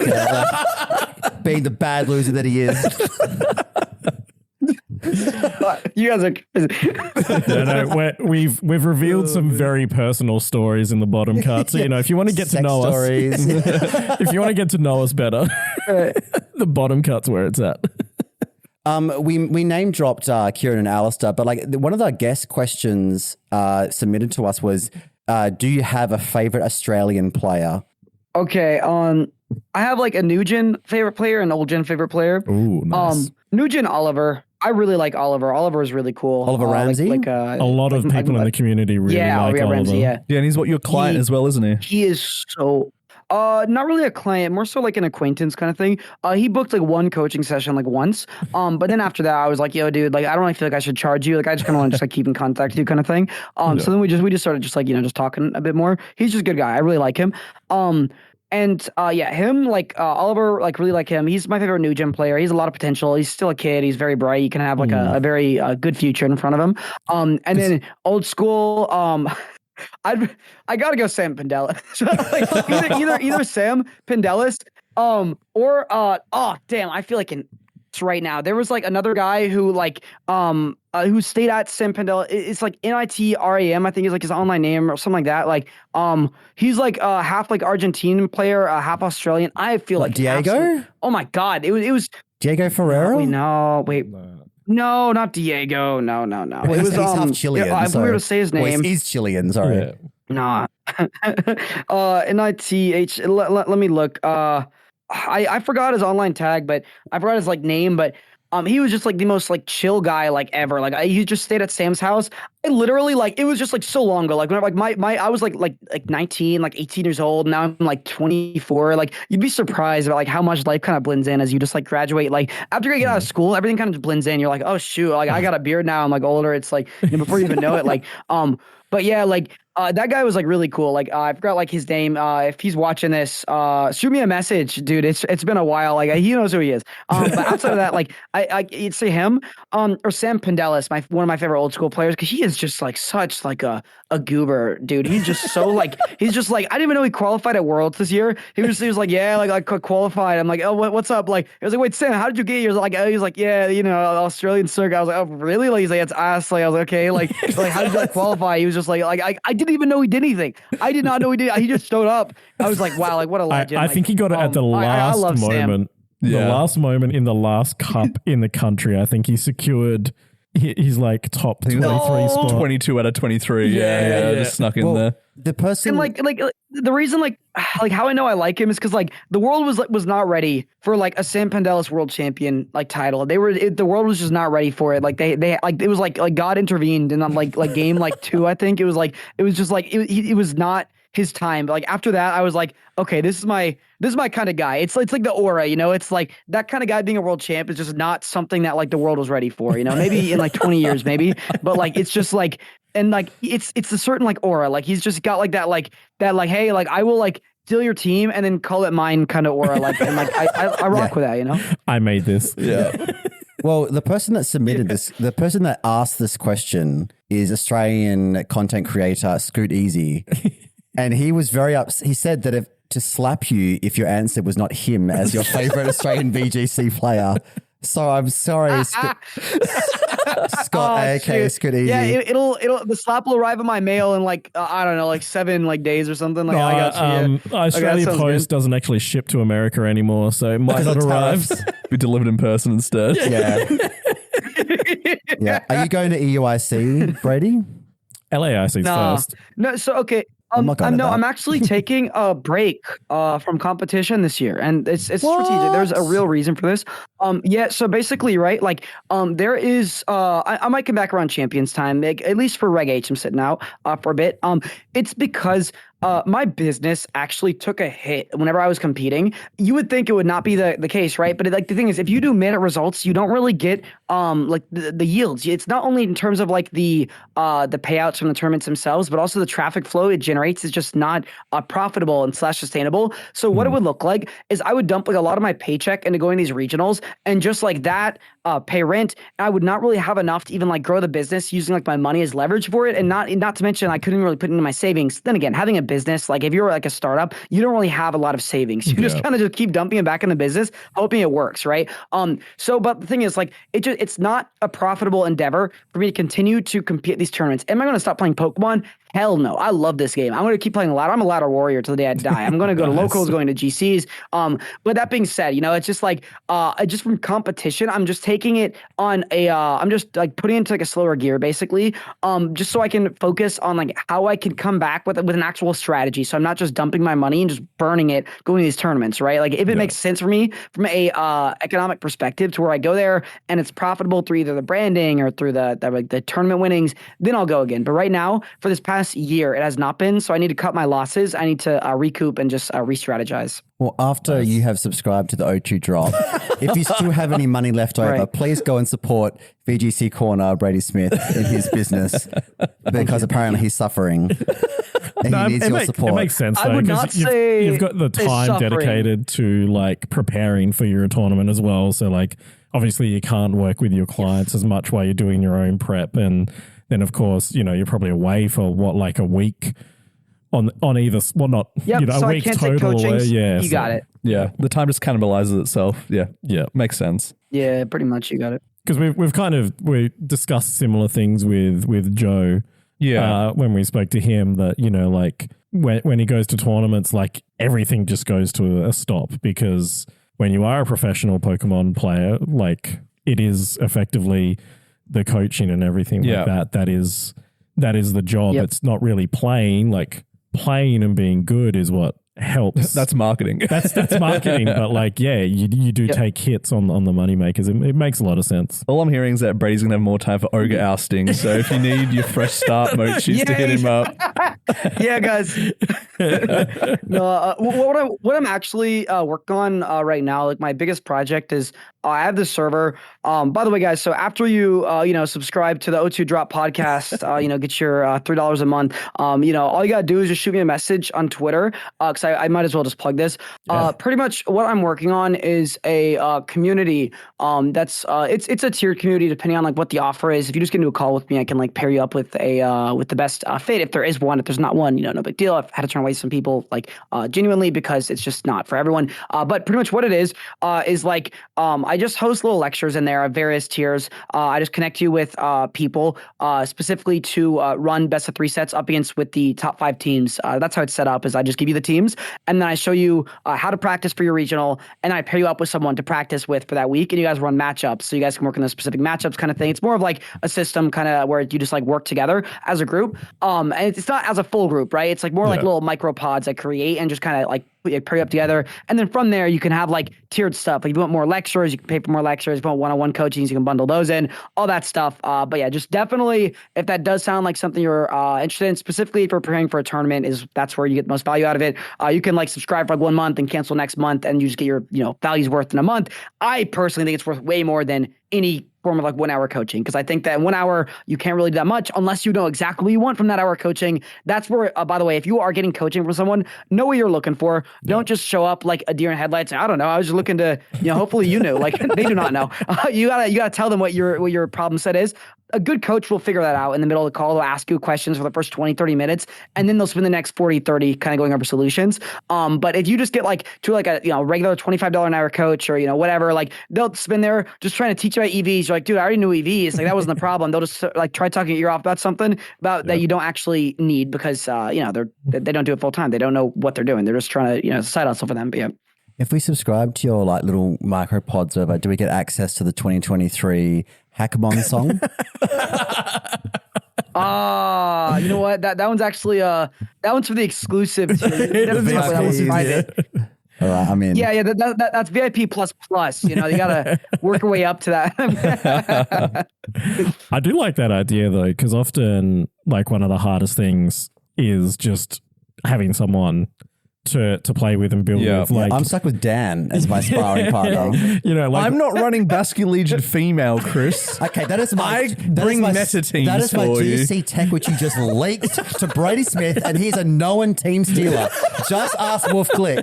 So now look what's going to happen. GC this weekend. Actually, that was my tech. I was building that way before you. All right, Sam Pandelas. No, because like we do it here locally as well, right? We'll like get into like team building groups and then all build different teams anyway, and Yes. like not help. As I've found. So like I love that idea of pairing you up with people That's a who good want idea. Yeah. Yeah. And if you I need like friends, Yeah, yeah. It's like Pokemon matchmaking as well. It's like, are you going to be the right fit for this person? Yeah, pretty much. Yes. Yeah, pretty much. And like, there's people, I'll pair someone like for like a week, and like they just won't hit it off. And I'll just be like, "Yo, like, did you guys like even like message like, nah, I didn't really like vibe with them." Like, cool, all right, I'll pay up with someone else next time. like, there's no shame in that, you know. It's just like sometimes like not everyone can be friends, you know. It's just like that's just not how it works realistically.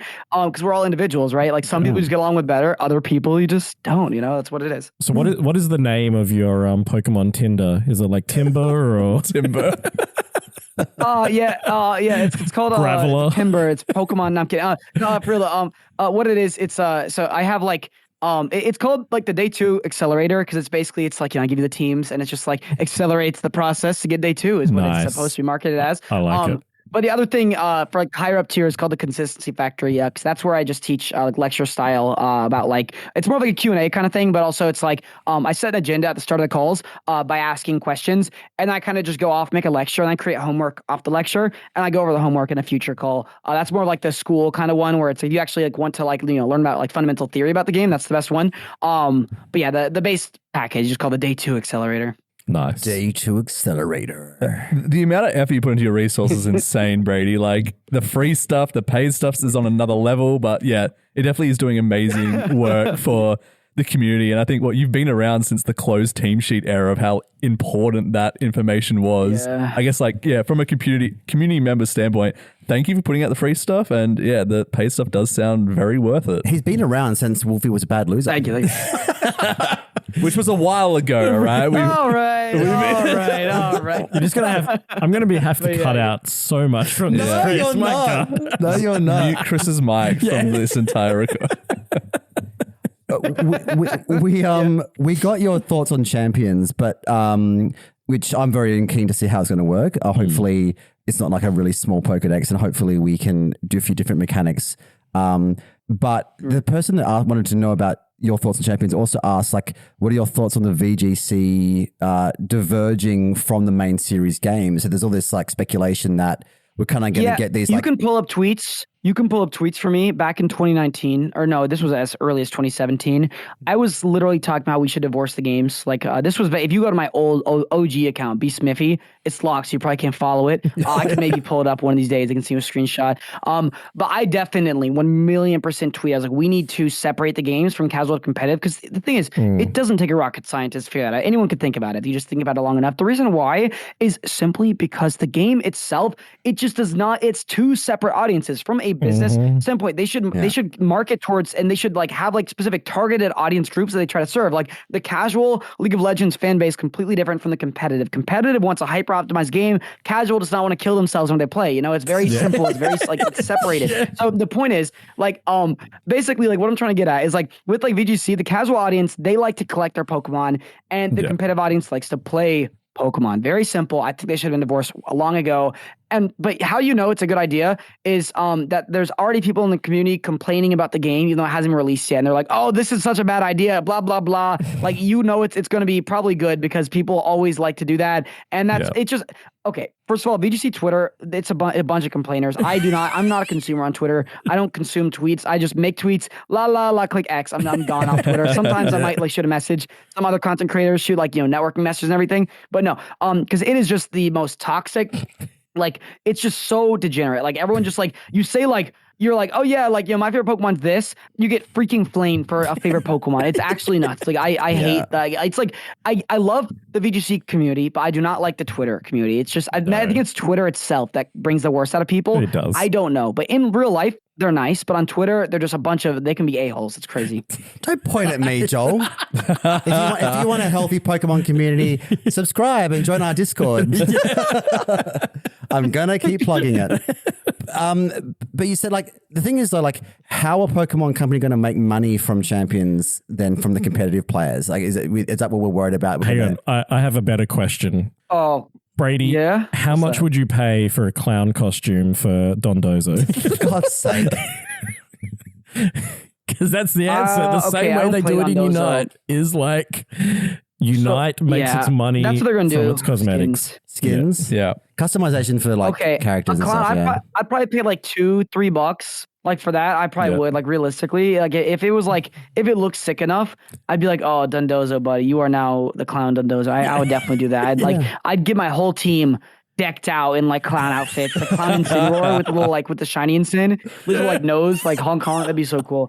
Like, you can pay for sound animations too, like Hong Kong, because they come out their ball. Like, I think that'd be so fire. I think that's what they're gonna do, is like cosmetic stuff. And I also think they're gonna make money off of hosting tournaments and tournament registration fees. Yeah. I think like they're gonna have like maybe like, for example, like $5 entry tournaments for like ladder tournaments, and it's like maybe they give some money back to you, or they give championship points, whatever. I think that's gonna be one way.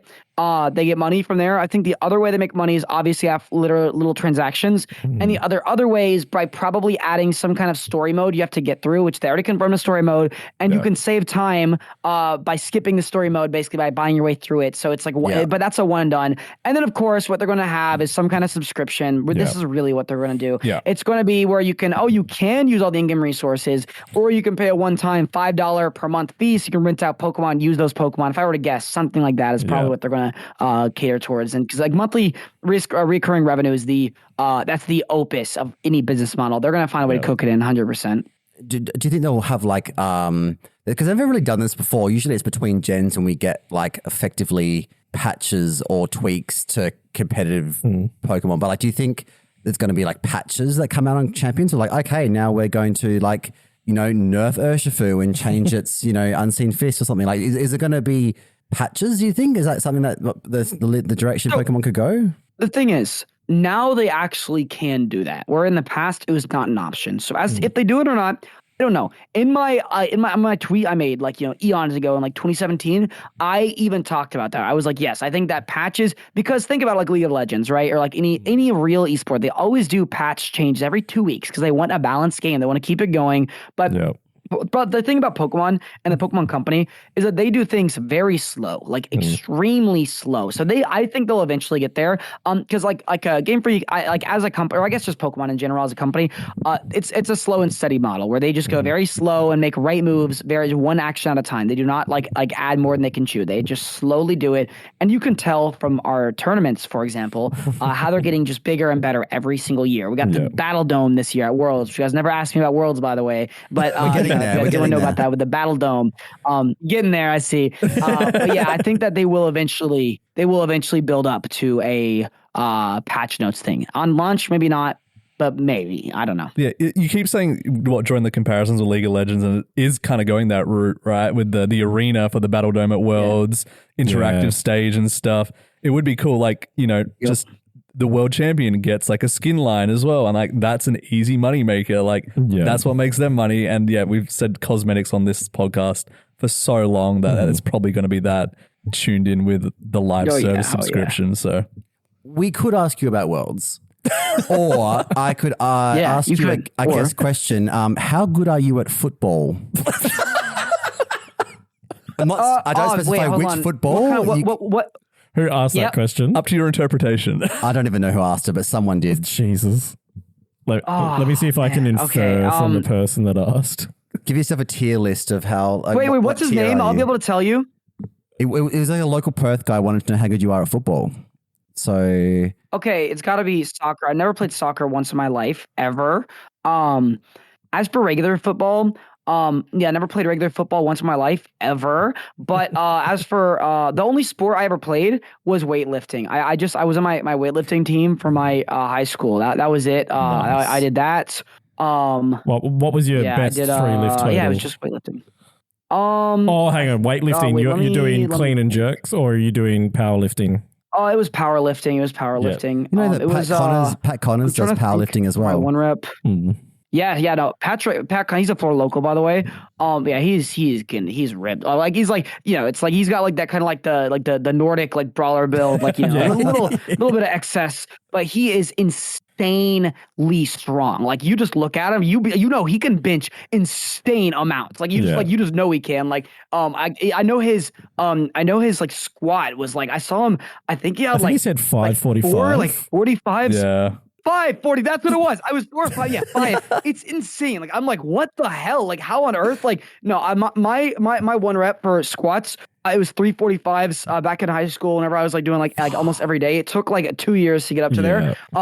As for like benching, it was 245s. That was my one rep. That was as high as I ever got. Nice. And I graduated after that. And then I just never really fully continued on with that journey. I'm more of a casual kind of like I just like getting strong for the sport of it. I don't really care about the physique that much. I just like lifting heavy. Yeah, I fucking hate lifting heavy shit. I maxed out at 330 on squat. I think I don't use freedom 330. units. That's you don't use freedom units. wait, what is that? That's right. 150. We use the metric system. 150 kg. So yeah, but 330 Got it. pound. Wait. I'm going to calculate this. So that's 330 minus 45, and then divided by number. So 285 divided by 45. So that's like that's like 345s and then some change, like 345s on each side, and then like I don't know, like 0.3, what, just something else there. But okay, good to know. Good to know. 3 plate squat. Yeah. It was Skittles. That is really cool. A local That's awesome. TCG player wanted to know if you're good at football. It's probably AFL. Yeah, probably. Well, like Skittles we've established like that, yeah. Brady is shit at football. But strong. Yeah, basically, yeah. But strong. We do. Okay. Yeah. You are meant to be our world's correspondent. So let's actually talk about Worlds 2025, which was in Anaheim. Yay. Progress mild. Yeah, so they had all like the varsity jacket Pikachus and Machamps and God else knows what. So you were there. We want to know everything. What was it like on the ground at Worlds? How was your run? Did you get stampeded at the merch center? Were you allowed into the venue Were you on allowed Sunday? Were you allowed into the arena spectacular on Championship Sunday? Tell us everything. Was there an after party? Who got drunk? Did you lose your wristband again? Okay, so I get in day one, and this was Wednesday night. Yeah, I fly in, and I go out because apparently it's like a caster's birthday. I just met him. He's like a British player, British caster's birthday or something. Yeah. Everyone's there. I mean, like everyone. Like you listen in, they're gonna be there. Like, well, we weren't there. But at least top players. We were the biggest names, obviously missing. Yeah, but everyone else was there. Yeah, everyone else besides you guys was there. Literally everyone. I'm kidding. But yeah, basically, it was like everyone. Like it was like Moxie. It was Joe brought me out. Sierra Dawn. Pachua, he didn't make it though. But he didn't make it, unfortunately. He was with the Philippines players. Wolf showed up. It was like just everyone, like every single person. And I just get there after like a long flight from Florida to LAX. For those of you who don't know, it's like 5-6 hours. And then I just like drag my butt through $100 Uber, US dollars, by the way, from LAX. Yep. All the way to Anaheim. Just sitting there with my tail between my legs, like, damn, I already spent $100. Like, holy cow, that's insane. I tried splitting it, but all my friends were like, yeah, bro, we're already there. I'm like, damn it, bro. Like, of course. Like, so I was just sitting there. I was like, okay, like, we got to figure this out. So I just get back. The second I get back to the hotel room, they're like, yeah, we're going out to the caster party. I was like, okay, there better be food there. There was food there. I got some really bum nachos, really good. And so I went there. My girl, we just like had a little like nacho, dinner dates. But everyone's there. And it was just funny because just random people the entire night. I was just like trying to enjoy my time. Just random people just coming up like, "Hey, Brady Smith." I'm like, "Yeah, what's up?" Like, he's like, "Oh, nice to meet you. I love your tweet. Like, thank you so much."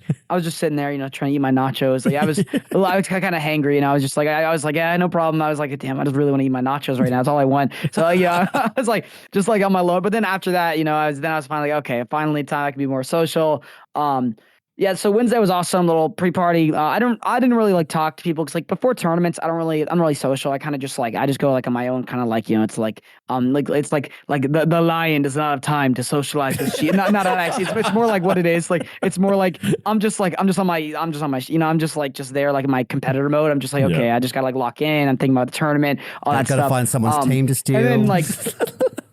Yeah, exactly. I was like, okay, so there's Wolf. Now if I just grab his phone, I can just look through his showdown. Really, and then you unblock Chris Marr on Twitter, and then you steal his text. and then unblock Cree exactly, and then get the team. Anyways, like I was just like thinking about my team and stuff. And so I would go back to my hotel. I was staying with, by the way, James Evans and Joe UX9, Joe Sigarte. So that was kind of funny. It was James. That was a little, it's a little foreshadowing. For those of you who don't know what happened. I'm sure you do. I'm sure you guys do. Whoever's listening to this. Spoiler: he didn't win. Yeah. Basically, so I was just there. I was just thinking, and like James is up, keeps me up till like freaking 2 a.m. He's like, guys, what do I run? I don't know what to run. Do I go with this? Do I go this? I'm like, buddy, listen to this. See that light over there? I turn it off. I'm like, I'm going to bed. I turn it off. I'm like, yo, you're on your own and good luck. Hey, he figured it out. He figured it all out. He figured it out way better than we could have helped him. Just quickly though, this is Wednesday night, right? Wednesday night. Is he is Wednesday. Is he one of those people like the Justin Tangs or the Michael DeBests, like, of the world, where they're like, I don't have a team. I have no team for Worlds, whatever. And then they've actually got a team and they're just lying to make everyone feel better. Like, no, he actually he knew like 4 of his Pokemon. Yeah. He just did not know the last 2. He's like, I just don't know what to do for the last 2. I just have no idea. We kept helping him. At one point, one of our guys was just like, you know what we need? You saw you're not bringing Landorus, right? But you need something for Miraidon, right? And he was like, yeah. So I think it was what was it? I think it was. They recommended just some BS. It was just like it was some ground. Oh my god, Marowak. They just recommended just some nah, it wasn't that one. It was Memo Swine. They were like, yeah, with Memo Swine, yes. I started, and we were just Cooking. like, no, not happening. And we just we all laugh it off, and it was just a bunch of people. It was like Justin Tang, it was James, me, this one kid named Tekka. Tekka is just he's just a funny guy. He's just insane. But it was just a bunch of of us just kind of building and stuff. I'm thinking here I cannot believe these guys are waiting till the last minute to get their team. How did they do this? Why don't they have their team ready? Blah blah blah. Unk. I'm just Unk status essentially. So I just go down. Next day, I just this was Thursday night. Thursday night kept it really chill. We got really good breakfast. Cali burrito for breakfast. It was very good with a bunch of the boys. It was pretty cheap for Cali prices. It was $10, massive burrito, though. Massive burrito. It was insane. It was a breakfast burrito. Probably 1,000 calories in that. That was your whole half your day's worth right there instantly. But it was dang good. I remember I sat there I was like, oh man, it was so good. But yeah, then Thursday night, it was kind of the calm before the storm. Nothing really happened. Get there in the morning, wake up. I always do my morning routine. I get up early. I just do some stretches, just kind of get my mind going. I just listen to music, specifically kind of meditation music, just stuff that's more just get my brain kind of on. Not go to Mars and just rock out on freaking rock planet. More so just kind of chill, kind of relaxing on music to get myself mentally ready. And I just sit there, lock in day 1, round 1, just look at my opponent. I'm like, okay, this one, I don't know how this is going to go. We'll see. I played pretty good. I'm like, okay, I made one time mistake. All I got to do is just not make that in round 2. Round 2, win game 1. I'm like, okay, I'm playing really good. Game 2, get a turn 1 crit. I'm like, oh wow, I might just win after this. But then I made another key error in game 2. I just messed up on 1 turn, and he capitalized on it. It was an Ursaluna and a Lunala. I clicked body press into that Ursaluna, then I swapped out of my Raging Bull. I just got absolutely just stunted on because he attacked with Ursaluna, and the body press did not kill it, which by the way was a roll. If I got the roll, I won, but I already got the crit earlier, so I can. Are you sure but basically, are you sure you just didn't copy down Wolf Glick's EVs wrong? Maybe it wasn't a roll and you just right, yeah. I think that's what it was. I probably didn't have as much defense on my Zamazenta. It was probably because I don't know why Wolf was only running 156 defense on his instead of 25. I told him to run. I'm kidding. I was going 188 or something like that in my deep. Anyways, I missed that against the Japanese player. I was like, oh my goodness, that was crazy. Round 3 up against someone else at 1-1. I win. I'm like, okay, we're coming back. Round 4, another Japanese player. I'm like, and this guy was on another level. He just every turn. I was like, what the heck is this guy? Is this guy even human? Is he just is he looking at my screen? He has to be looking at my screen. There's no way. He was just going nuts. I was like, oh my God. But then I was like, okay, now is the time. The comeback story begins. We get back into it. Another Japanese guy. This guy just smokes me. I'm like, okay, I'm out. Wow, that was, and I didn't even feel anything. This is how I knew I need to take a break. Is because normally, whenever like I lose in tournaments, especially Worlds, I normally like either get sad, I get angry. It's like I feel an emotional response. I just felt dumb. I was like, oh shit, that's that, right? I guess I'm out. Like, and so I just drop out, and I was like, like, okay, well, I'm gonna enjoy the time. I want to enjoy my time here. So I just like walk around, and just like, I just kind of just had like a good time, just like chilled. Got to spend a lot of time with my girlfriend, which she's in the Pokemon community, by the way. So it's like, I don't normally get to see her that often, but like, at events we always hang out. So that was really cool. So that I got to do that at Worlds. I kind of turned more so into like extended date kind of instead of the World Championships. But then like, in like Saturday, right? All my friends were playing in Top Cut. Like a lot of them, like so many of them. I was like, holy cow, you guys killed it. And then, we saw a few. It was Gio and Evans. We just saw that slowly happen. We just saw like Evans, like we saw his top 4 match. He was about to lose in top 4, but then his opponent, clicked a play that like, if the opponent knew what, like, it's like, the board was like Ursaluna and Lunala up against Evans's like Ensign and, Raging Bull. He had something else in the back. I think Koraidon, whatever. And this guy, it was like Lunala went down to like the Thunderbolt. And then Ursaluna got an attack off. He could have EQ'd, wiped the entire board, but he clicked Facade. And then like everyone was like, oh, because we were like, oh, Evans just lost. EQ just wipes the board here. But like he didn't click it because I guess like he wasn't sure that Lunala would go down. He didn't want to EQ himself. I totally get why he didn't. But like whenever everyone saw it was not EQ, everyone's like, oh, there's hope. And then Evans just, he lives like a -1 Draco from like a Life Orb Miraidon on like 3 HP on his Landorus. And then he just like, because of that, he was able to win the game. And like, that was his top 4 game. We were like, holy cow, Evans in finals. And then Gio just smokes opponent. Just like clap. Like it was just like dunzo. Like instantly we're like, oh, okay. Like Gio just made it, I guess. And then the thing is, we're all in a group chat called Momo, right? That's like our main kind of chat, what we do.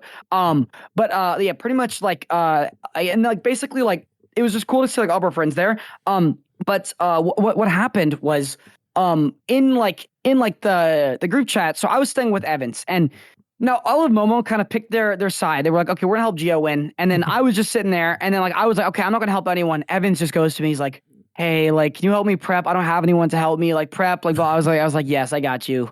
I tried my best, but it's like there was a whole army we're up against. Like they were running. I told Evans, I was like, dude, we got to run sets. Like he's like, no, I don't want to run any sets. I want to just play off vibes. I was like, dude, you cannot do that. We got to go up. We got to play sets. He's like, no, like I want to play off vibes. He gets some sleep next day. He's like, he warms up the idea of playing sets. He doesn't play, but it's just Joe and I playing a few sets. We're like, yeah. His original lead, which ironically would have worked into Gio's lead, which was just for Flutter Chiyu. We told him to mix it up. He can mix it up. He never mixed it up though. He wanted to do the same thing. I guess he felt sturdy on it. We were like, because the problem is if he goes with Raging Bull and Koraidon, which what he was hoping to go with, he could theoretically just get like stomped by Lunala if Lunala and Ursaluna's brought, because then there's a free Trick Rooms plus switch to Ursaluna, and there's no counterplay to that because you're not going to click Lizard Course into a Flutter main if that's being led. Whatever though, it was like we were like, oh yeah, if Gio's going with consistently Flutter main Chiyu, you could maybe mix it up. That's on you though. It's like we're not going to tell you how to play mix up. He didn't trust his gut in game 3, I don't think. But fun fact though. So I didn't actually go to the Pokemon Center, let some people in, because it was just more so like I've been to so many of those. I just wanted to check it out. Like I just like went in, saw it. I was like, I'm good off that. I just left. I was like, nah, I'm gonna just spend my time and just enjoy it here. Because I'm not gonna buy. I'm not gonna be a pay pig for Pikachu again. I wasted so much time on that. I'm not gonna lie. They're only a small indie company. Basically, they need your support. Right, exactly. They need but no. So this was the funny part though. Apparently, if you're a friend of friend or family of the people that are in finals, what you can do is you get 3 friends in. So like I just sit there with like Kylie, who's my girlfriend, and we were just sitting there, and then I just like look. I was just like originally Evans, he wanted his friend Kareem to get in, and then oh no, sorry, they only had 2 slots originally. It was insane. They were like only 2 people, and then like he was like talking about me. I was like, I kind of want to do it, and I just like look at like Kylie. I was like, I'm not gonna leave her. I'm not gonna. I was like, all right, see you, Kylie. Bye. Like I'm going over there. Like like peace. Like you have fun though. I was not gonna do that. So I was like, okay, like Joe, you can take the spot. And then like Gio comes by, and they just freaking let him in with like 4 people. I just sit there. I was like, what? Like we had to go. But you guys got 4 people, and then like kind of we were just sitting there like we're watching finals. We're like, you know what, this is fine. We're okay with this. It's like And then just random TO just comes up. He's like, "Hey, you guys were with Evans, right?" We're like, "Yeah." It's like there was like, you know what? We're gonna see if we can get you back there, because I think they realized they let Gio get by with so many people. Yeah. We're just sitting there like, all right, whatever. And then like I just see the line outside, and like finally they pull some strings. They get us to like the VIP front plus, like right in front of like everyone. We're like, oh yeah, like this is amazing. We just go there and we just see everyone. And there were just some random people that I guess just like finesse seats. They're just like, yeah, we're here too. We're like, I don't even care. Like as long as we get seats, like, we just sit down and like it was just amazing. I just saw like the line outside. Everyone's complaining. I was just like, damn, that sucks to suck. Like we're out here like we're just inside, just chilling. And then like Joe, we got like the VIP plus experience. Like Joe Brown just comes by. I was like, hey, what's up, guys? Like, he's like, we're gonna do a little interview, kind of like we did at NAIC. We're like, oh, awesome, you know? And like, it was just funny because like they talk with everyone. Like, we're with like North America's best player, like, you know, Joseph Ugarte, blah, blah, blah. And then like, he was like, hey, we're also here with Brady. I was like, yo, what's up, guys? Like, and then, like, it was just like, I got like a spray. It was so funny. I was like, played into it. I was like, yeah, what's up? He was like, how do you feel like North America's? We're like, yeah, USA all the way. It was just really cool. It was just a great experience to see like, you know, two people, you know, both in finals. And also for what it's worth, I think Gio deserved it more because I think that Gio outworked Evans in finals. I think Gio wanted to put more reps in before finals. Not to mention, Gio had his entire year of playing with that same team. Evans just picked up his stuff like the night before. So it's like, come on, like really like another one of those like, and I had a feeling in my gut like that Gio was going to win, but I still tried my best, you know, help out Evans. Cause you know, it's like if he asks, I'm not going to be like, oh yeah, no, good luck, bro. You're on your own. I want to try my best to help him out. You know, it's like, I'm not going to leave him like stranded. But, Did you charge him $25 an hour? No, it's $50 an hour actually. Oh, right. That was pretty. Well, they actually had a photo of like Gio's hotel room, and there was like there's 7 people in there around like laptops and stuff. I know. Like, it's crazy. And meanwhile, we just had a shack. It was just in our hotel room. He was like, "Can I leave this?" I was like, that could work, but it could leave this. Like, right. And then we just like keep going back. That was it. Yeah, if I remember like Gio had like Victor Medina like running sets of the team with him and everything, like the full army, but nah. Underdog story almost happened. Also, I will say this. The one thing which I hate about Twitter is like, and this is like no like, you know, call out to people that were like in that, but it's just like, it's the people that like, you know, it's like after like Gio won, like for example, they're like, I helped him prep, guys. Like, it's like, bro, everyone on Twitter always posts about how they did. It's like, I did this. I hate Twitter. I think that's just the nature of Twitter. I don't think it's like anyone in particular. I think Twitter just brings that out. And I hate that so much. It's just, it's so annoying. It's like a bragging void. Like, look how good I am. I did this. Yeah. Yeah, it's like, come on, dude. Like, it's like, all right, like, why not congratulate the guy that just won the freaking world championships? And people, it's like someone else just won, and they still try to make it about themselves. They still try. Even okay, I coaches, did that. I'll call out these coaches. These guys. I'll call out these guys. The coaches that are like, oh yeah, well, I worked with this guy, you know, for like 2 sessions, and we had a great time. I always knew he was going to win a regional one day. I knew he was going to do good. By the way, guys, book your coaching session below. Like, I hate that so much. Like, it's like, at least tell a story. If you really did work with them, tell a story. Get people invested in that story. Make them like, you know, feel like, oh, you were like a part of the journey. Don't make it obvious. Seduce them into the idea of you helping them out. Don't make it to where it's like a freaking like, I did this. I hate that so much. It's like, it's the most annoying thing ever. Yeah. A real marketing professional. Yeah. I love it. So like you were front row in the arena. So tell us about the actual, because I obviously had like giant, you know, it makes me think of like WWE Titantron screens at the top of above the arena where they were playing. And the light, obviously, I'm assuming in the front row you couldn't really see the floor paneling that was lit up as well. But how would you rate the actual, because obviously they're doing it again in San Fran next year, this whole like arena setup. How would you rate being in the arena compared to like the people that didn't get lit, like the Justin Tangs and the Marcos and the Jodies? Like they just went to the pub and watched it on the screen there, like, you know, with alcohol. So I was like, how do you, what do you reckon? Like, yeah, the arena is the way to go. Like, if you want like the optimal world's experience. Oh, it's the way to go. Yeah.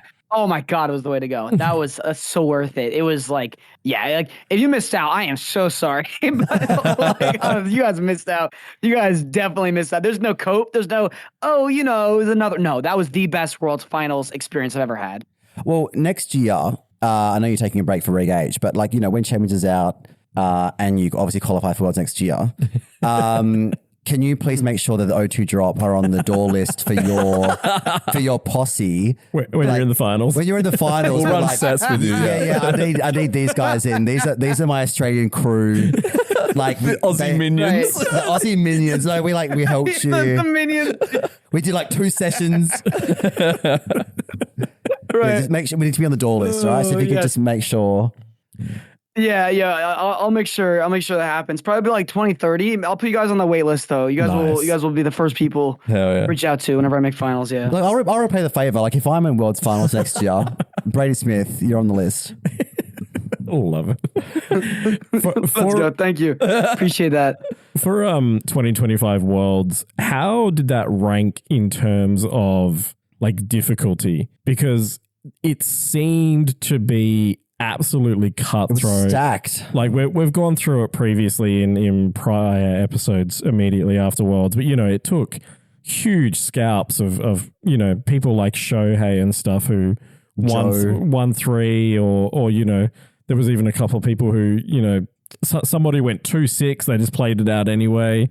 But like big name people who you would usually expect to see making day 2, because obviously our invites were so limited to the community in all regions that it just seemed like it was an absolute cutthroat from round 1. Yeah. So every world's always the hardest worlds. Everyone always says that. Everyone's like, oh, this is the hardest world. No, this is the hardest world.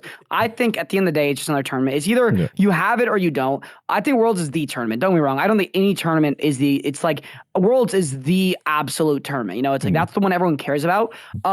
And there's inherently going to be a lot of volatility because people are finally, for the first time, not going to be playing to do well. They're going to be playing to win. Everyone should be playing to win because that's the goal, is to win. So you're going to play against people who basically you're like, oh my God, this guy has nothing to lose. Like, it's like he's playing like just insane because he just has nothing to lose. It's like that's like the kind of like plays you'll get at Worlds.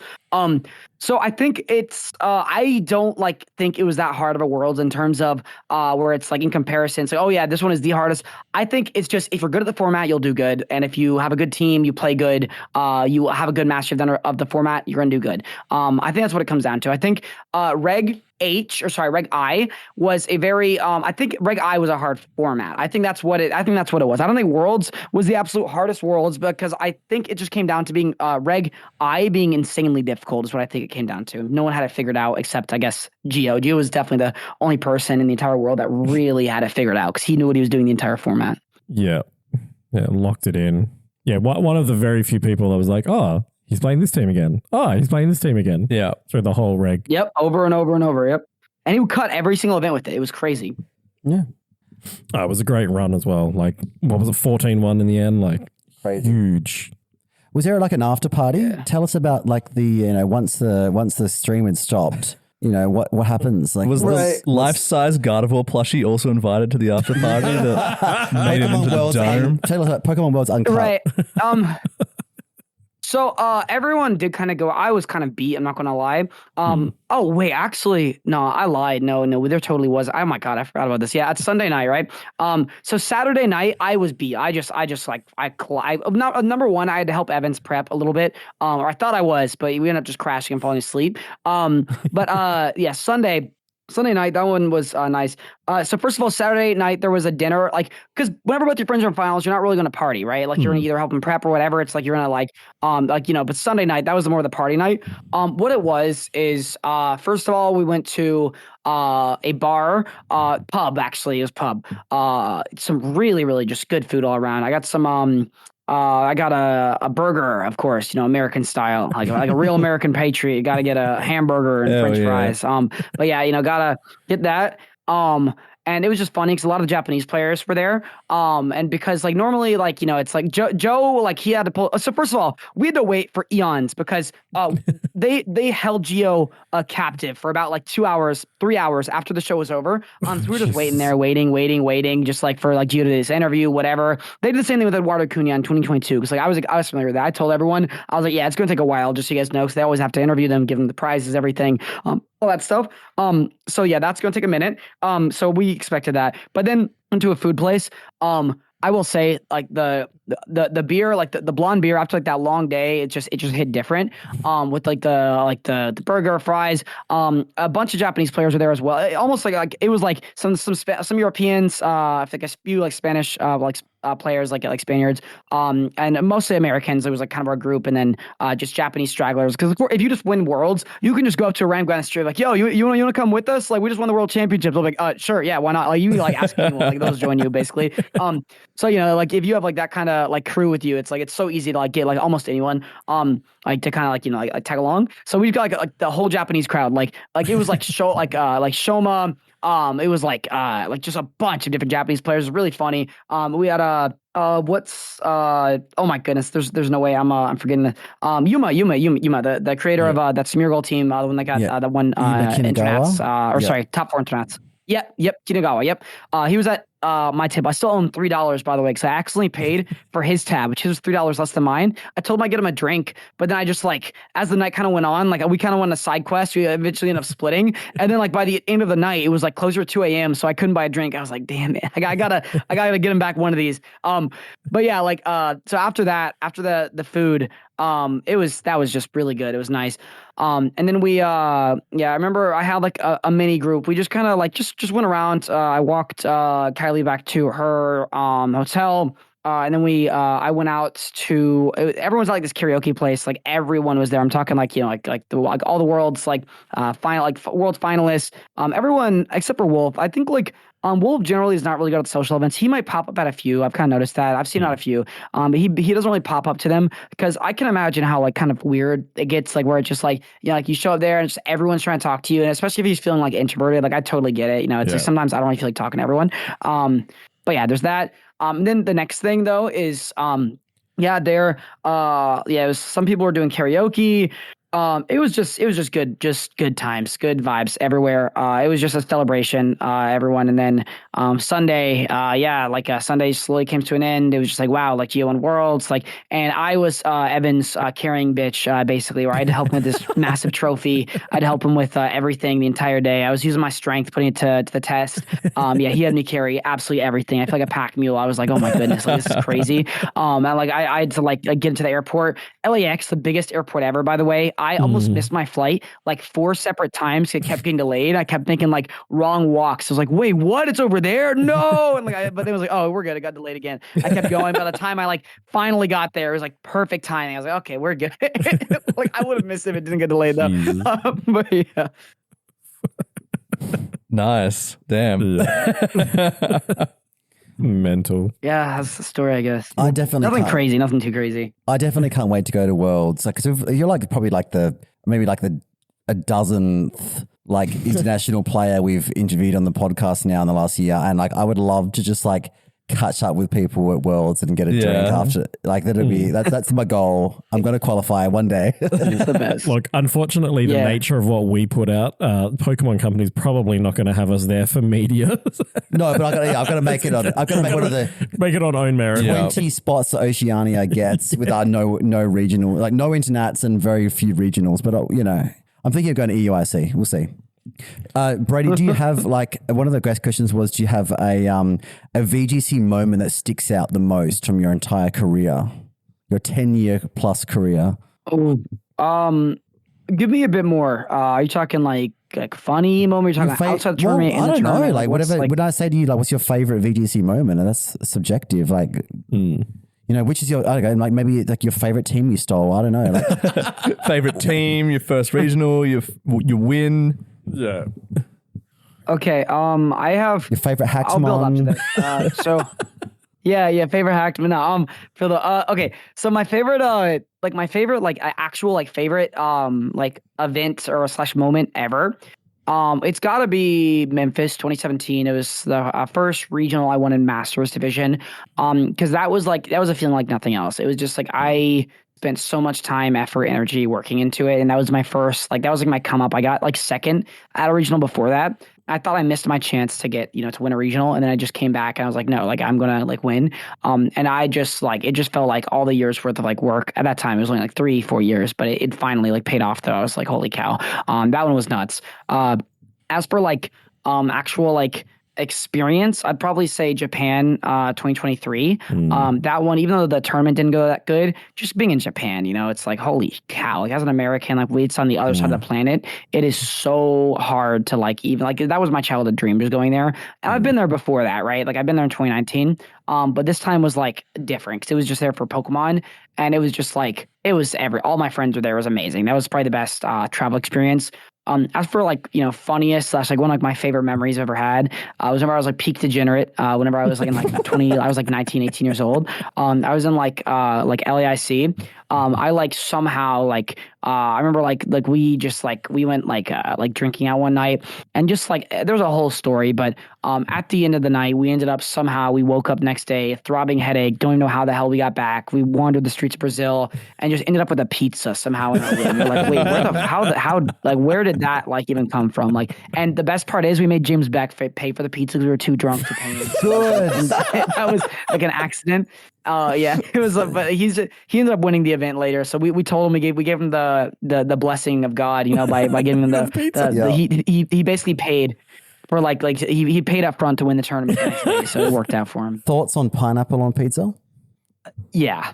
Yep, good. No, good. Pineapple on pizza. I love it. Well, Dan's wrong. Dan's going to get upset. But speaking of, the thing is, you need to add a salty meat if you had pineapple. Though that's the one thing you got to add, like a pepperoni or like a ham. That's the best way to have it. Sweet and salty. Yeah, no, it works. Yeah. Speaking of bad opinions, so I was looking at your competitive history, and Joel here, you are a Terrapagos fan. You even brought it to Worlds 2024. This question's from me. Why? I hate that guy. Yeah. I had to ask myself the exact same question. That's why I got off him. Okay, if you actually want to know like the logic, it's because for me, I was like the best. He was what I was best with. Calm Mind cycle is just something that comes very naturally to me, and I got really good at those mind games. Like, oh, do I click Calm Mind? Do I protect? Do I attack? I got really, really good at those. Like no one's business good at them. To the point where I would play up against like Zamazentas, and I just cook them. I would make it look easy. The key was just to not click protect, because they'd always read your protect. You're like, nah, screw that. Like, I don't need to protect. You just like set up a Calm Mind, or you just like go for Earth Power or whatever. Like, Terrapagos. What I liked about him is that it felt like he could have a matchup in anything, where it's like there's some matchups that were tougher than others, but most of them could be very solvable. Like, yeah, it was not in your favor. It was like 40-50, 40-60, I mean. But it was like, it was a matchup where it's like you could like, okay, Ice Rider and Miraidon. It was good into those two, which those two were the main guys to beat. Ice Rider, Shadow Rider, and Miraidon. It was good into all three of those, and that was the three I wanted to beat. So it was good into the top three. But then you pull up against the Koraidon Zamazenta, and you'd want to just like die like right after. You're like, great, I gotta activate like God mode for these next like 1 hour, next 60 minutes. I have to activate like insanity mode to beat these guys. And they were the most mid Zamazenta players ever. If it was a good Zamazenta player, yeah, good luck. Like, I don't know how the hell you could beat those guys. If they were good, like, no, you could not. It was just too tough, but it was possible, just not easy. Yeah, I like the turtle. Yeah, I like turtles. I never did good with it, but I like him. Is there a Pokemon that you would like to use or see play that just isn't quite good enough, but you like want to use it, but you just like something that you always like to think you wish you could use this, but you just can't justify bringing it? Slurpuff. No. Let me think about that one. Yeah, I got like the list pulled up real quick. I would say probably Grifify. I wish that guy was good. Oh, yeah, he could have been a cool prankster. I mean, you could give him the old doodle slacking strat. Hell yeah. Oh yeah. Get huge power. Just as long as it's sitting across from you. So wait till that. What Mega Metacham? Metacham. I think it was like the main one, or Azumarill, like at some point. Yeah, you just gotta pray they have Mega Metacham. Yeah. I don't know how you'd make Grifify best. Like, it does get prankster parting shot, I'm pretty sure. And it gets, give him an evolution. This guy only has freaking 485 BST. Yeah. Like, what the hell were they thinking? There we go. Game Freak, you're listening. Pokemon Company International. Yeah. We need a Grifify evolution, please. Thank you. I'd be down for that, because and also give him some better stuff than what he currently has. And then moves. also bring back Oceania International Championships. Yeah. Thanks. Yeah. Also that. Yeah. Look, as a wrap up, mentioning OCIC, Our first regional in Oceania has been announced. It is going to be Brisbane in November. It is not Brisbane for our international listeners.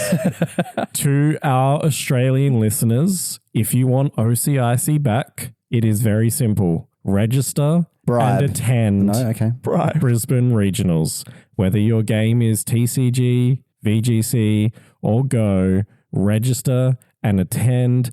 Get your friends to register and attend. Capping out the event and making sure that everyone who registers rocks up to the event for all of our regionals this season will help work towards a future IC in the Oceanic region again. Yeah, and the other thing you can do that will get OCIC back is to go to Twitter and support and follow Brady Smith VGCCorner, subscribe to his amazing coaching platforms, and also subscribe to the O2 Drop podcast. Yeah, for the price of a beer to Yuma, you can subscribe to us and get access to our Discord. Yeah. Access to our Discord, bonus content every week. There is over 80 hours of additional content there. Access to our server, all the good stuff, all the good memes. We run limitless tours, all that sort of stuff. Brady, are there any... Chris said VGCCorner, but are there any other places that you exist on the interwebs? Just message me on Twitter. That's the main thing. Just shoot me a message. Just see, what's if you want to be tapped into my Ecosphere, or if you want to be coached by me or any of that stuff. Slash your shit, like the Day 2 Accelerator. Just shoot me a message. I respond to pretty much every DM. Unless it's asking for a bunch of free stuff, and I'm just I'm sorry, bro. I don't got time for that. But it's generally just if you just want to get tapped in, just shoot me a message, and that's the only call to action, I'd say. Tapped into his Ecosphere. I don't even know what that is, but I'm interested now. Yeah, exactly. It's the corporate speak, man. It's so good. I want someone to tap my Ecosphere. Finally, a professional in this space. Finally, I will. That's crazy. I may lose a friendship if I don't ask you this question, because I've never asked a guest this question, and he submitted this question every single time for the last Is it for profit? 5 months. Yeah. Yes. So, subscriber Jamie would like to know, what is your favorite song on the My Chemical Romance The Black Parade album? Bro. Let me think. Yeah, that's a tough one. I'd probably say Black Parade if I had to, guess. Yeah. Okay. If it's Actually, I don't know any of the other songs. I only know Black Parade. That's so fair. I asked an Australian player, Dim the Sim VGC, and Dimitri said, "Oh, my favorite way of listening to this album," and he just had the screenshot of him muting his phone. Outrageous. That's so funny. So I'm sorry. Also, yep. Wait, okay. I'll give you guys a chance. You guys should ask me favorite music or music taste. That I was so excited for a second. You guys really got my hopes up. I was like, oh, I get to share some of my music taste. It was just for that one specific album. I was very disappointed. No. Okay. All right. As a send off, yeah. What's your music genre? Favorite music taste? Come on. Let's And hear why it. is it Linkin Park? There we Okay, take a guess. Actually, what kind of music do you guys think I It's actually from Take a Florida. guess. What do apart from I don't know, eating alligator and gun violence, what do Florida do? Right. Well, he said his pre-ritual playlist is meditation, so I'm thinking something soft and But that's calm. not favorite. You don't play. We feel Well, yeah, but going on a trip. You don't put that on as a. indie pop kind of genre is what I'm thinking. It's okay. It's not going to be something like Taylor Swift, is it? For No, God's sake. more what's the American version of I can Chet Bob Taylor, Faker? but that's not my go-to. No, it's not my go-to. Can you give us a genre and then we'll try and guess the artist? Is that a fair? We got to Can nail. offer? We got to Oh, nail down man. the genre. Yeah, that's kind of cheating. All right. Yeah. Okay. Okay. So It's- he's. So in I think indie alternative, kind of slow. I could just be getting this completely wrong. I reckon metalcore. You reckon metalcore? I don't. Really, metalcore. No, I don't think metalcore. He's fairly nocturnal. We know that because he refused to do a recording, in the mornings. His Hey, time. I got up here at 9 a.m. Yeah, thank You you. did very well. And we did appreciate great. you doing so. Thank you. Of course. Glad you guys to drink your gin and tonics. My glass is empty. I'm ready for my fifth though. Seriously. I don't even. To be honest, I need Ethan here. I don't even. We need the music guy here. I can't even think of. Is the artist American? Can I ask for a country of origin? You're thinking way too specific. Let's just do genres. Just throw a genre. That's what everyone else did. Okay. I'm going to go let's all do a indie, guess. indie alternative. Okay. And if it's like K-pop or something high tempo, I'm sorry. Yeah, Joel. I mean, I get metal vibes from Brady. I don't know why, but obviously I'm wrong there. I'm gonna go like. Brady's a pretty fast talker. I'm gonna go like a EDM like. You say that for everyone. No, because I fucking love EDM. I'm gonna go. Wow. I'm gonna go to some sort of like heavily synthesized like EDM, like drum and bass, maybe like that kind of vibe. like the pots and pans kind of music. We're just like bang like pots and pans. Like, I got you. Can I have my guess again? You're definitely wrong. No. The closest one is kind of like indie, like alternative. I really, really like 80s, like 90s music. That's like God, we were way off. General Jive specifically, Fleetwood Mac? stuff that's more like kind of like slower stuff. Like I really kind of like melancholy music. I wanted to say Enya, but I wasn't brave enough. Yeah. I wasn't brave enough to say it. Enya slaps. Yes, we're back. We were just saying that we love a bit of Daft Punk. So the robot thing was intentional. Oh yeah, right. I got you. Yeah, Daft Punk. Yeah. Hey, I mean, Daft Punk's pretty good. That's fine. What was the answer? After all that? 80s, 90s, slow 80s? stuff. Wait, did you guys not hear? Yeah, 80s, 90s. Give me an example of what you think is like an 80s, 90s slow stuff. So okay, it kind of depends, right? Like, so Not Backstreet Boys, Joel. Oh, that's a good song though. It is. that's funny. So it kind of depends, like not just like slow necessarily. So like there's like some songs like there's one song I'm listening to is called Lemon Tree. It's pretty good. I don't really know. Has anyone heard that, Lemon Tree?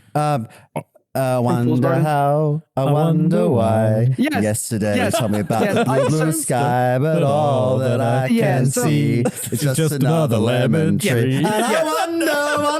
So I don't actually know exactly when that one came out, but that's the kind of genre of music I mean. But as for like, if I were to talk about like 80s and 90s specifically, I do like 80s rock, like AC/DC, for example, like Australian just stuff from like Perth. that, like just like it.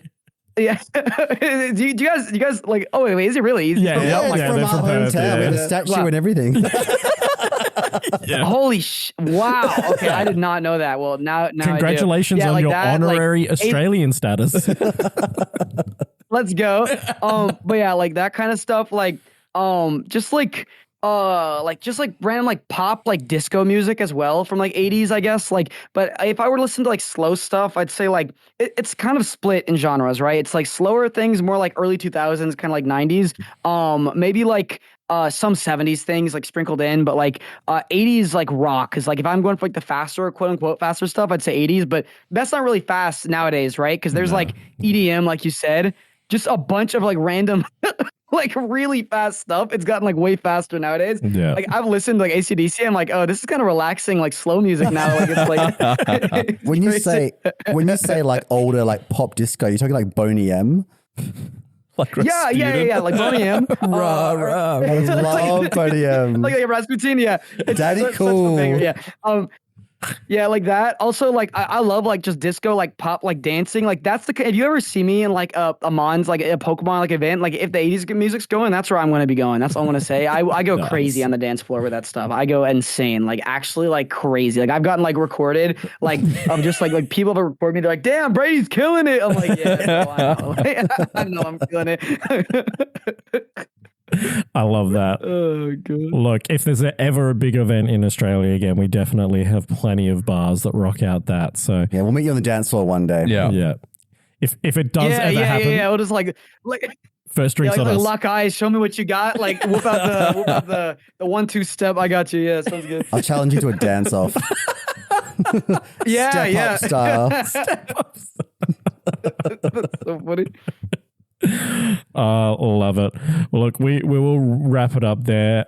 Brady, thank you so much for your time and being so giving with your stories and history of yourself and opinions and all that. We appreciate you being so candid with us and joining us this morning for you, this evening for us on the O2 Drop. To all of our listeners, please make sure you check out Brady's stuff again at VGCcorner. 2 C's on Twitter/X. As Brady said, DM him if you're interested in getting in his ecosystem. And if you're interested in us, just check out the O2 Drop. Ecosphere. Yeah, check us out at the02drop.com. It will forward you to our subscription page if you're interested in supporting.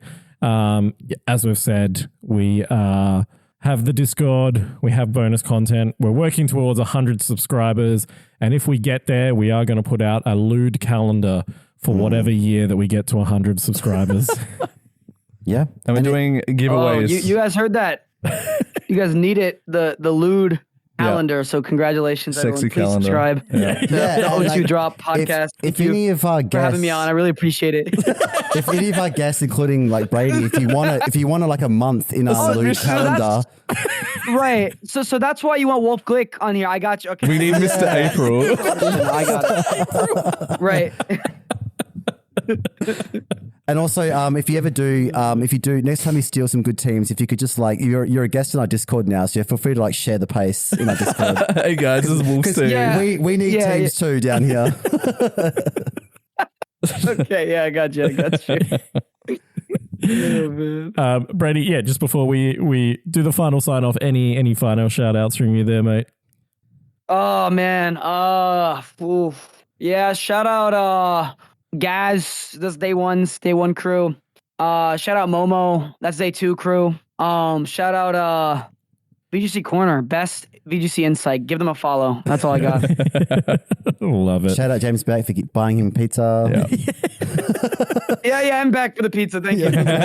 What is your drink of choice? If I ever am at a bar and I bump into you, what's your drink of choice? I always 47 lashes. So okay, yeah, 40. No, that was like an IPA. That was way too strong. I was like, damn, this is like ass. But it was free, so I had to nod my. Anyways, drink of choice. I'd say a blonde roast on a beer, like a blonde beer. Any blondes. Like I love blonde beers. As for like actual like drink, like mixed drink, I'd say maybe like a mojito, like some kind of like with real fruit in there, like real fruit and like lime. Like those are like I love like real like fresh fruit in my drinks. So like something like that. Yes, delicious. Love it. I could smash a mojito. Do it right now, actually. You knew good bet, old man. Thank you again, Brady. All right, guys. Thank you to our listeners. Thank you. Until next time.